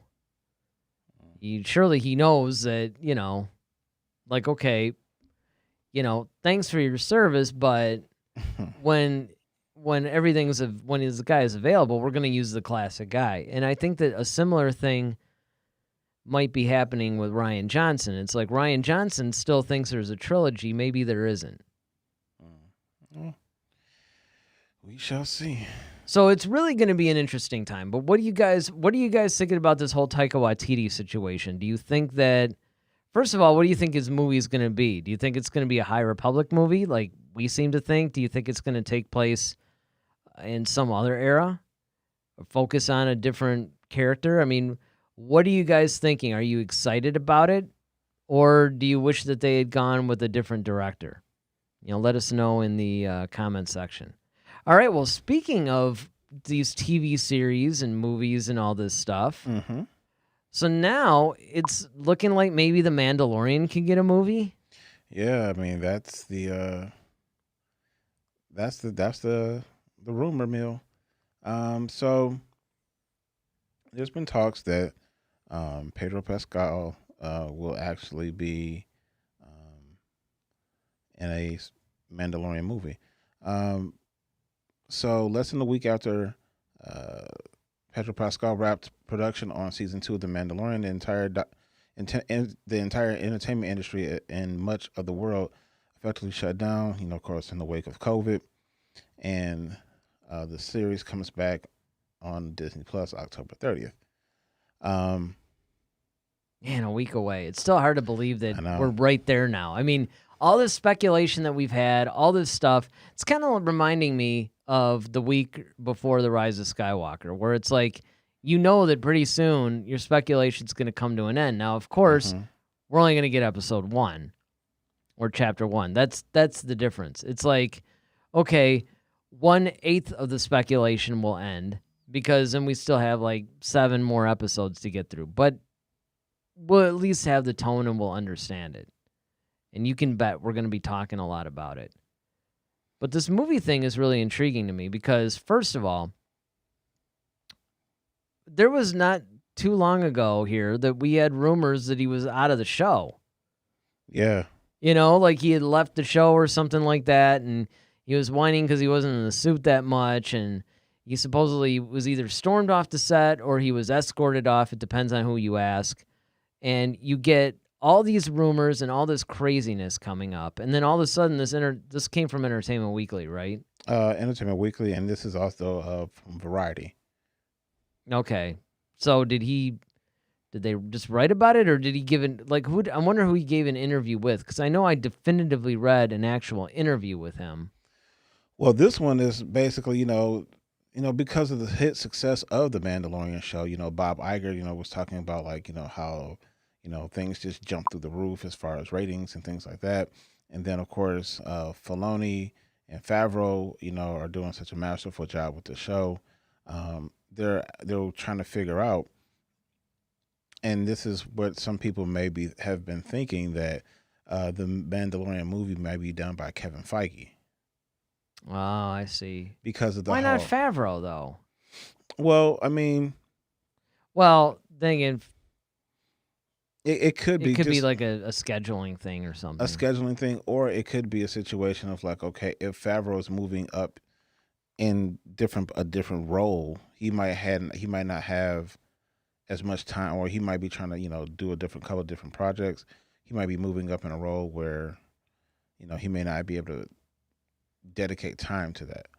But because one of the things about Favreau, he's always pushing the technology aspect of things too. Yep. So Ronaldo says, I think it's just a matter of time. There will be a Mandalorian movie at some point. At least if it stays successful, which I think it will.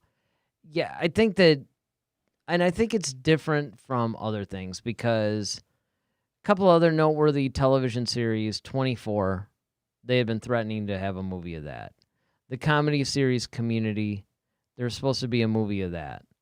And there's been several examples of there is supposedly going to be a movie of a lot of these series. Like after a particular season or whatever, they're going to make a movie and then, of course, go back into the season runs again.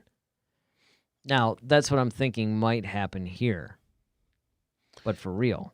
Yeah. Well, here's something. Here are a few quotes. The line is blurring now, said Favreau. Things that you will only have seen in the movie theater, you're seeing on streaming, and I think it could go the other way as well. Now, whether that means Pascal's tight-lipped bounty hunter could end up on a movie screen remains a tantalizing, if uncertain, possibility. Favreau says he's in no rush to push the show beyond a streaming series, but we're definitely open to it and excited to see where the story leads us and have that flexibility because there's no rule book now. And then skipping down, it says, as for Pascal, the actor said that he would love to make a Mandalorian movie, but he's heard no discussion of one as of now. Which is why and this is what I said, everybody seems like they're open to the idea of a movie. And it could do it somehow. I think what's going to happen is story is going to be what drives it. Mm-hmm. I think what's going to happen is at some point, maybe between a season 3, 4, somewhere in there, they're going to come up with a story arc that's going to be like, man, this would actually make a really cool movie. Because especially with, the Mandalorian, the episodes being so short, Mm-hmm. And granted you may get like 8 episodes, but they're all like 22 minutes. So, but if you can get like a really good continuous story with the Mandalorian for like 2.5 hours, I think fans would definitely be. Which about is that. why I think that if they have a storyline that, see, what has to happen is we're at season 2. Right, we're still at the beginning. We're still basically at the beginning. Mm-hmm. So I think what's going to happen is once enough stuff in the Mandalorian world here has been established, like within the universe of this series, Mm-hmm. you're going to get in some story arcs or ideas or something where the creators are basically going to say, you know what? This would actually make a cool movie. Mm-hmm. We should save this story arc for a movie. Now, what they could do, because you could do this one of two ways, they could either end the entire series on a movie. Mm-hmm. So you go, seasons, say 1 through 5. I think they said they were going to try to do 5 seasons of the show. Seasons 1 through 5. And then it ends in a movie. Or what you could do is you can put movies in between seasons. So in other words, you have... I think the former would probably be the better one. Because in that way, fans don't have to keep bouncing between. Well, not only that, but the reason why I think that the former works too is because if it ends with a movie, it's almost like it's handing it off now. Right, and you could launch something else. Now you can just launch a bunch of standalone movies or maybe trilogies or whatever the case may be. Or maybe you do a movie or a trilogy, and then from there, maybe he pops up in other movies. Right. Or even other Disney Plus series. Mm-hmm. So there's all kinds of different things that they could do with it. I think it just depends on where they want to go with the story. And I think it's a little too early now. I like the idea that they're already talking about being open to it, and There's no rule book. And yeah, there's no rule book, and it's like we can kind of do whatever we want. Because even at the time that shows like 24, Community, all this stuff were made, this is particularly 24. This is when the lines between movies and television were starting to blur. Mm-hmm. You were getting television series that were shot more like films. Films, right. Whereas, it wasn't quite that separation that you used to have. But now, it's especially with the advent of streaming, it's like you got movies that are being, pretty much premiered on streaming services now. Yep. And then you have streaming series that debut in the movie theater at first and then continue on their... So, I mean, there's really no rules anymore as far as how you have to do this. And that's why I say they could do that. They could be like in the middle of, season... Like after season 3, they can put out a movie that tells some sort of a story that maybe either closes out or expands on whatever story they were telling at the time. And then season 4, in essence, becomes a sequel to that movie. They could... I mean, there's just so many things that they could do. Yeah. I mean, I think the whole format of passing the torch, to me, that's just more linear and more clean. It makes more sense that way. It does. It's more well, streamlined. clean is definitely the key. Like, you don't really want to be convoluted about this stuff. I mean, and the problem is that it also depends on the whole COVID crisis, what it's going to do. Because you look at, take poor Black Widow, for instance. Mm-hmm. Now, that movie was supposed to come out in May, then it was pushed back to like November. Then it was like 2021 or now 22, and it's kind of like, now they're deciding, well, do we put it on demand? I mean, right. But you're not going to make the money back from it. It's not going to be $1 billion movie if it's on demand. So, there's a lot of considerations that they have to have. And they're only just now starting to go back to work with the social distancing and stuff like that. So it's kind of like, in fact, I remember in one of the articles that they were talking about with The Mandalorian, it was like, well, half of our characters are wearing masks, so we're good. We don't actually have to be quite as crazy about social distancing as, say, maybe a period piece or something. Well, yeah, because like even though here in Detroit, I just saw something on the news where Don Cheadle was here, and they're shooting like some piece where they needed a bunch of old cars because Detroit, we have the whole Dream Cruise stuff, so a lot of people had those old 1950, 40s cars and whatnot. So they're doing a period piece here, but they were just talking about like how filming with social distancing and that whole thing is kind of going on. And so I think that a movie would be cool, but I think it would be some time. I think it's still too early to do that. We're still establishing. Yeah, you're establishing the characters, the worlds, all this other stuff. Ronaldo, to close out this segment, says they would need to be careful of how they make the movie for the fans and for those who have never seen the series. Something like the Serenity movie. Yeah, I mean, the only thing that I would say about that, though, is that The Mandalorian has basically been a worldwide smash. So it started out as a series, so I think that there would be enough familiarity that you wouldn't necessarily have to worry about alienating anybody, because I just think that there's so many people that are familiar that... Yeah, that's almost like saying like, oh, we're going to do a Lord of the Rings movie. I mean, not Lord of the Rings, but Game of Thrones movie. You're right. Like everybody would be like, oh, I'm running to go see that. It's going to be like sold out probably like within minutes, because it's a worldwide phenomenon pretty much. Yeah, because...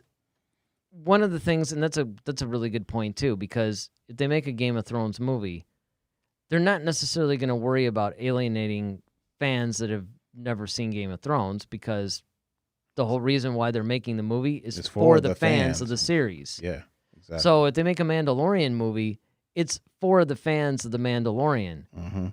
And because the Mandalorian is popular enough, it warrants it. It warrants it. It's going to be a moneymaker, and other fans, that the more casual fans that maybe either didn't want to get Disney Plus or really didn't know, although I don't, with all these Baby Yoda shirts everywhere, I don't know how people can, but hey, you know what? I'm not going to judge. I mean, there are people out there, bless them, that really don't even know the Mandalorian's out there. Right. For those people that happen to buy a ticket, and this is kind of weird. I wonder if it's Boba Fett. They buy a ticket, they go see The Mandalorian. Where they would have to be careful on that is to just make sure that you tell a story where you don't necessarily have to have seen all the movies or all the episodes. Right. That I do think is a good point, because even though you don't want to go too far that way, because you want to reward the fans who have seen the series. Mm-hmm. So you don't, it's almost like, trying to keep, like, you don't want to teach to the dumbest person in the class. I mean, it sounds terrible, but it's true. It's like, if you do it to the dumbest person, then everybody else isn't going to learn anything. Mm-hmm. You have to understand that, look, this movie is made for people who have seen the series. Don't see the movie until you've seen the series. Mm-hmm. On the other hand, you could very easily tell a story that has, and all you have to do is have a story that has a definitive beginning and ending. And that's it. Kind of like a New Hope kind of thing. Right. To where if you're a casual fan, you can go in there and you can sort of follow it, and it's cool. Yeah. All right. All right. But what about you guys? Are you guys excited for a Mandalorian movie? Do you say, you know what, I think it should say a series? Let us know in the comment section below, or, you still have time to chat it live. And while you're there, go ahead and hit that subscribe and like button for us. All right, I think it's time for, probably, I say this every week, one of my favorite segments. It's a little segment we call Clear Your Mind. That's right, this is where we answer your questions. You guys submit questions to us through our social media at headtoheadsw, or sometimes, you write in our email, starwars@headtoheadswpodcast.com, or wherever else Daryl is getting these questions. The point is, if you do that, if you hit us up on Facebook, Instagram, or Twitter, and at headtoheadsw, and you hashtag clear your mind, then we'll know that's a clear your mind question, and then we'll actually read it on the air. We do 2 of these a week. So what's our first question, and who's it from? The first question has been submitted by Logan Bellery. And the question is, do you think they would mention the prophecy of the chosen one in the High Republic? Yeah, that's a good question, because I would almost think that they probably should. This is going to be an extension of what we talked about earlier, because if you remember, one of the things that I said is they really need to, this is the time where they could start explaining crap in the Force. Maybe not give every little tiny explanation, but give us the parameters that we can work in. Right. Give us some of the ground rules. Mm-hmm. Oh, yeah. They could do the same thing with the prophecy, because, look, they have talked about the prophecy, Qui-Gon and Dooku, and, they were kind of getting a little bit obsessive with it, and that was in Master and Apprentice. Was it Master? Yeah, I guess it was Master and Apprentice. So, you could do that, because High Republic is far enough back that you can actually start to delve into some of these things. So, yeah, the short answer is I would love to see them get into this a little bit, because I just think that it's one of those things that you have to do. Yeah. Eventually. Yeah, I definitely would. And I think that's a legitimate thing, especially if you're pondering the mysteries of the Force, and, you're in meditation, and then, something comes around, and it's like, oh, okay, well, when is this going to happen? And Yoda's probably the only one who's going to, really retain all that outside of the documents that's been written down. Because then, of course, when you hear Mace bring it up in Phantom Menace, now it's like, oh, okay. Well, and this brings me to another point I was going to make about it, is that they were so sure that he wasn't the chosen one. Mm-hmm. It's like, why? I mean, obviously his prophecy was on people's minds. It wasn't like, what prophecy? He was like, I think he's like you talking about the prophecy, the one who will bring balance to the Force? It's like, oh, yeah, okay, so you're kind of, you're familiar with this. Yeah, exactly. I mean, they knew exactly what he was talking about. So it kind of leads you to believe, like, okay, this is a thing among the Jedi Council. Well, especially because Qui-Gon brought it up, and they knew Qui-Gon was heavy into that, just like his master Dooku. So it stands to reason that he would be the one to bring it up. It stands to reason that he would be the one to bring it up, but it wasn't like, well, which prophecy? Oh, that one. Right? Yeah. No, they knew exactly what it was. Like, oh, yeah, okay. You talking about? Well, he just did count a virgins in the Force, and so like that's probably what tipped him off. Like, a virgin, you say? So yeah, I hope so. I mean, that'd be cool. I think that it would definitely be a good spot. Definitely. All right, who's next? The next question comes from Wilson Herbstreet. His question is: do you think Rian Johnson could do a Thrawn trilogy?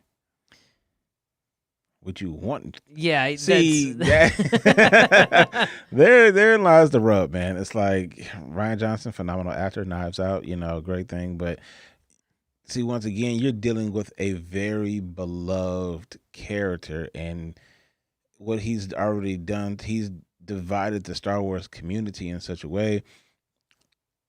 I think fans will be terrified if they heard that Rian Johnson was doing the Thrawn trilogy. Yeah, I think there's two different questions really here, and you alluded to them, is that one is, do I think that he could? The other is, do I want him to? I think that these are the two questions that you have to basically keep in mind. And do I think he could? I absolutely think he could. In fact, I think he could come up with a very inventive Thrawn movie or trilogy. The problem, though, is it would really depend, and even to answer the second question, it would, as far as whether I would want him to, I would absolutely want him to, depending on how he was going to handle the character. Now, do you think, because I'm going to just add this as a bonus into this, because Colin Trevorrow kind of got screwed out of doing Rise of Skywalker, if they wanted to throw him a Thrawn trilogy as recompense for not allowing him to do Rise of Skywalker, would you be okay with Colin Trevorrow doing a Thrawn movie? I don't know. I will say this. I loved his Duel the Fate script. Mm-hmm. I thought it was a really cool story, and I think in a lot of ways it would have made a better Episode 9. Mm-hmm. But that's on paper. See, I'm a little hesitant because, don't get me wrong, the Jurassic World movies are good. I don't think they're great, though. I think the earlier Jurassic Park movies were better. Let's get Ronaldo's comment in here real quick. Number one, yes, he can. Number two, yes, I want him to do it. Number three, will it happen? Not in 1,000 years. I think all these are referring to the second question. Yeah, definitely. When he said number one, I thought he was referring to the first question. No. But then he said yes, he can. I'm like, oh wait. No, yeah, he's referring to that. But here's the thing, Ronaldo, though. Why? Why do you want him to do it? So as far as Colin Trevorrow goes, while I do enjoy it, I'm not sure yet how he would handle a Star Wars film. I know how Rian Johnson would handle a Star Wars film, for better or for worse. And there's things about the way that he did The Last Jedi that I really love. I love where he tried to take things. I love the fact that he made Luke a flawed character. Mm-hmm. I don't necessarily agree with every decision he made in the movie. Of course. But at the same time, I think that he did a pretty good job. And the problem is, yes, Thrawn's a beloved character, but unlike the Skywalker saga, where you have this very linear thing, Rian Johnson had like 7 movies that before his that he was now making a movie into. So it had to fit. It was the 8th movie of a 9-movie saga. Mm-hmm. So you have to fit in this little thing. And it's like, if you do that wrong, it's bad.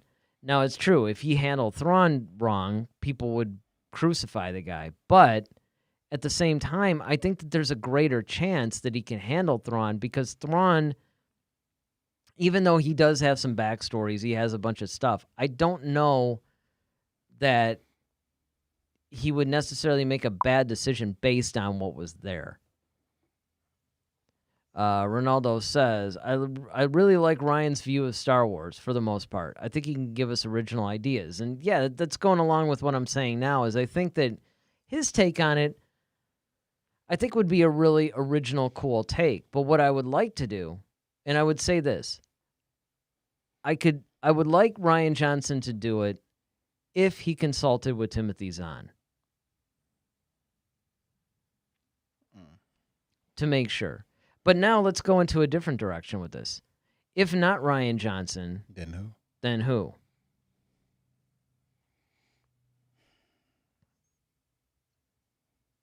I mean, I could cheese out and say Favreau.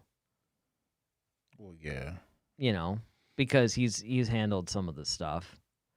Ronaldo says, I think Colin Trevorrow can make a really good Star Wars movie. By the way, he said Lucas liked the Duel of the Fate script. Yeah. Yeah, I remember, and that's the thing. It's like, because the Duel of Fate script was really good.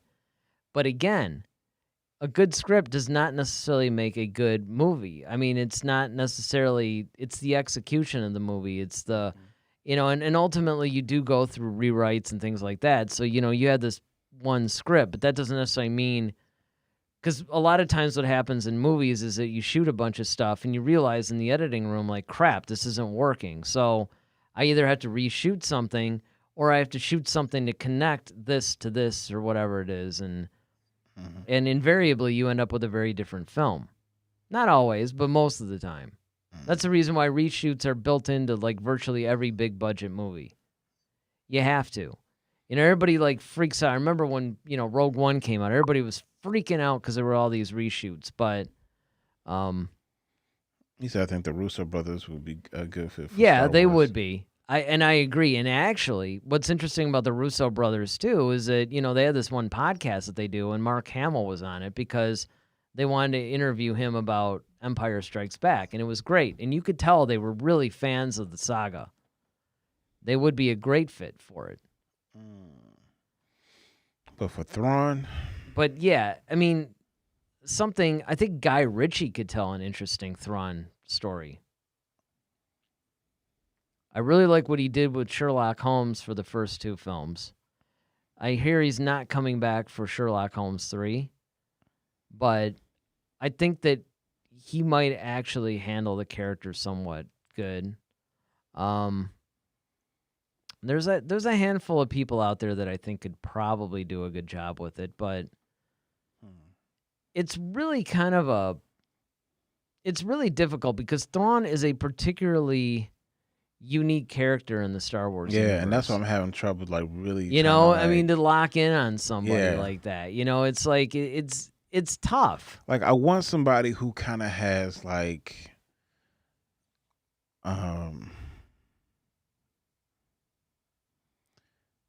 somebody who's done really good military or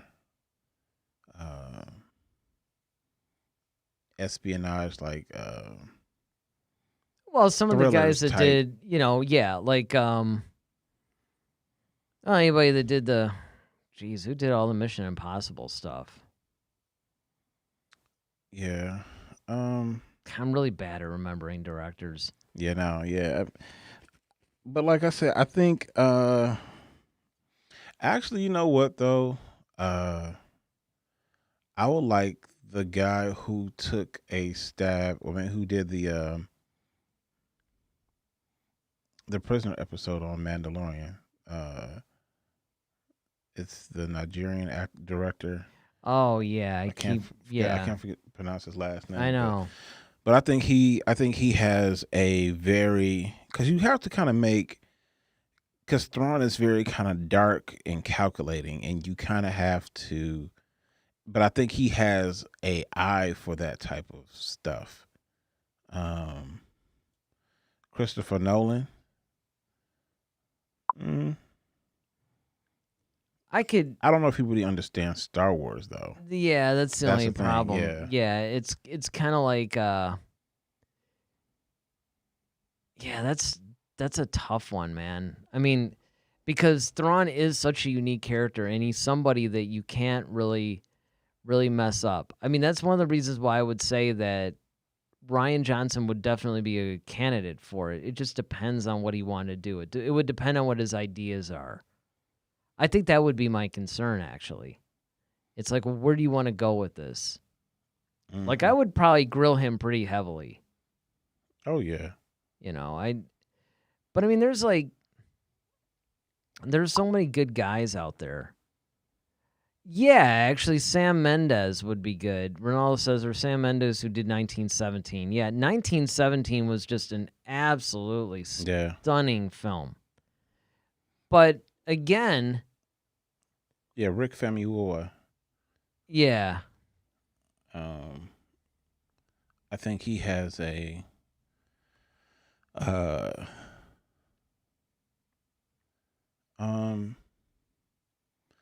think Ryan Coogler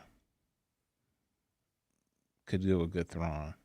If he really, it just depends on his Star Wars, knowledge. I mean, that's the only thing I would have in question. But well, I think Ryan Coogler, I think if as long as you understood who Thrawn was, like you don't even necessarily have to be like some Star Wars fan. As long as you understood who Thrawn is, yeah, you can have and his somebody else write the motivation. story, but they're just directing it. I think Ryan Coogler, because I think he finds a way to bring just some of his other stuff that he's done, like a lot of the real life stories that he's told before he even did Black Panther, but it's just I'm trying to think of that one Subway movie that he did. But yeah, I think he has a really good, like he can bring a lot of depth into a character. Yeah, well, there's also the what you have to look at, because he also did the Creed movies too. Yeah, and see, that's what I'm saying. Like he can, and anytime you can direct, people like Stallone and that type of stuff. And the thing is that he definitely got inside of who Rocky was at that point in his life. Yeah, and it was ultra moving and believable. Yeah, and that's what I'm saying. Like I think he has a way of getting into characters, and that's really where I want to go. Like he's very character driven. Well, character driven is where you'd have to go. I mean, I think that as long as, so much like how Ahsoka is Filoni's baby, Thrawn is Zahn's. Definitely. So you have to get Timothy Zahn, involved in it. Haha, that's great. As long as it's not Michael Bay. Yeah. Oh, God, no. I think that, and again, I don't think that Lucasfilm would necessarily do. I mean, if Kathleen Kennedy were still in charge, she probably would fire him like 10% in. It's like Fruitvale Station. That's the movie I couldn't think of. Okay, yeah. But I remember that one. Yeah, that was like a really, really good movie. And then of course he did Creed, and of course the successful Black Panther. It's like, so he's used to dealing with like superheroes and that kind of element, and being able to bring that to life. Then of course he's done stuff like I said with Creed, the whole Rocky story. He's taken over. He took over like a character that everybody kind of is beloved, and further advanced it, like you said, to where it's believable. Yeah, it has to be believable. It's like you said, it has to be character driven. It has to be believable. It has to capture the essence of the character. Exactly. And that's why it would be good if whoever did read it at least read the Thrawn trilogy that came out, last year or whatever, like the new canon version. And I mean, again, I'm entering into this new book. I'm like less than a chapter into it, so we'll see how it goes. I'm really curious to see, because the more backstory that we have of Thrawn, that means the more that's available. That means that whoever did potentially direct a Thrawn movie could, conceivably have a lot of background information on him. But really, you could just interview and work with Timothy Zahn on the screenplay. Right. And you would achieve the same thing, because he could tell you all about him. No different than when Filoni would sit down with the actors in the Clone Wars and like tell them everything about the scene, the characters, and everything else. It's like Right. you don't need to read anything. You just need to listen to this guy talk for a couple hours. Right. Much like how, people are listening to us talk. But yeah, I mean, that's what I'm thinking is that whoever they get just has to be able to tell a good story and understand the character. Mm-hmm. Definitely. Yep. All right, but with you guys though, who would you like to see direct a Thrawn movie? That's what I would like to hear from you guys. Put it in the comment section below, or hashtag Thrawn movie and send it to @headtoheadsw. Who do you want to direct it? That's kind of like the question of the week kind of thing. All right, so I think that's going to wrap up what is the final episode Yeah, man. in season 2. A nice ride. It is so far. We just recently, not too long ago, celebrated our 4,500th episode. Or no, download. Download. Yeah. It was like, Yeah. Can you just imagine? we'll be further on season 2. Then. Oh, yeah. Yeah, I'm actually going to figure that out. Yeah, we'd be like on season almost like 100 or something. Yeah. But yeah, we've had 4,500 downloads of our podcast episodes. So, for those of you guys who are regularly watching us on YouTube, and we have a few that watch us on Twitch as well, we also have this as an audio podcast that, you can get on Spotify or Google or Amazon or, of course, Apple Podcasts and, everything. So feel free to, download that, and you can take it with you in the car or wherever it is that you consume podcasts. But remember, you can catch us by hitting @headsw on Facebook, Twitter, and Instagram. Of course, don't forget to hit the subscribe and like button. There's also a link if you guys want to donate and help us continue running the show. That would be great. So next week, we're going to have, not only is it going to be episode 1 of season 3, but it's also going to be episode 1 of season 2 of The Mandalorian. So I think we're going to have a lot to talk about next week. Indeed. All right. So with that, I'm Eric Vansel. And I'm Daryl Sanders. May the Force be with you. Always. Head to Head, a Star Wars podcast. Be sure to follow us on Twitter @HeadToHeadSW. Submit your questions for our next show. Visit our official website at headtoheadswpodcast.com. Until next time, may the Force be with you, always.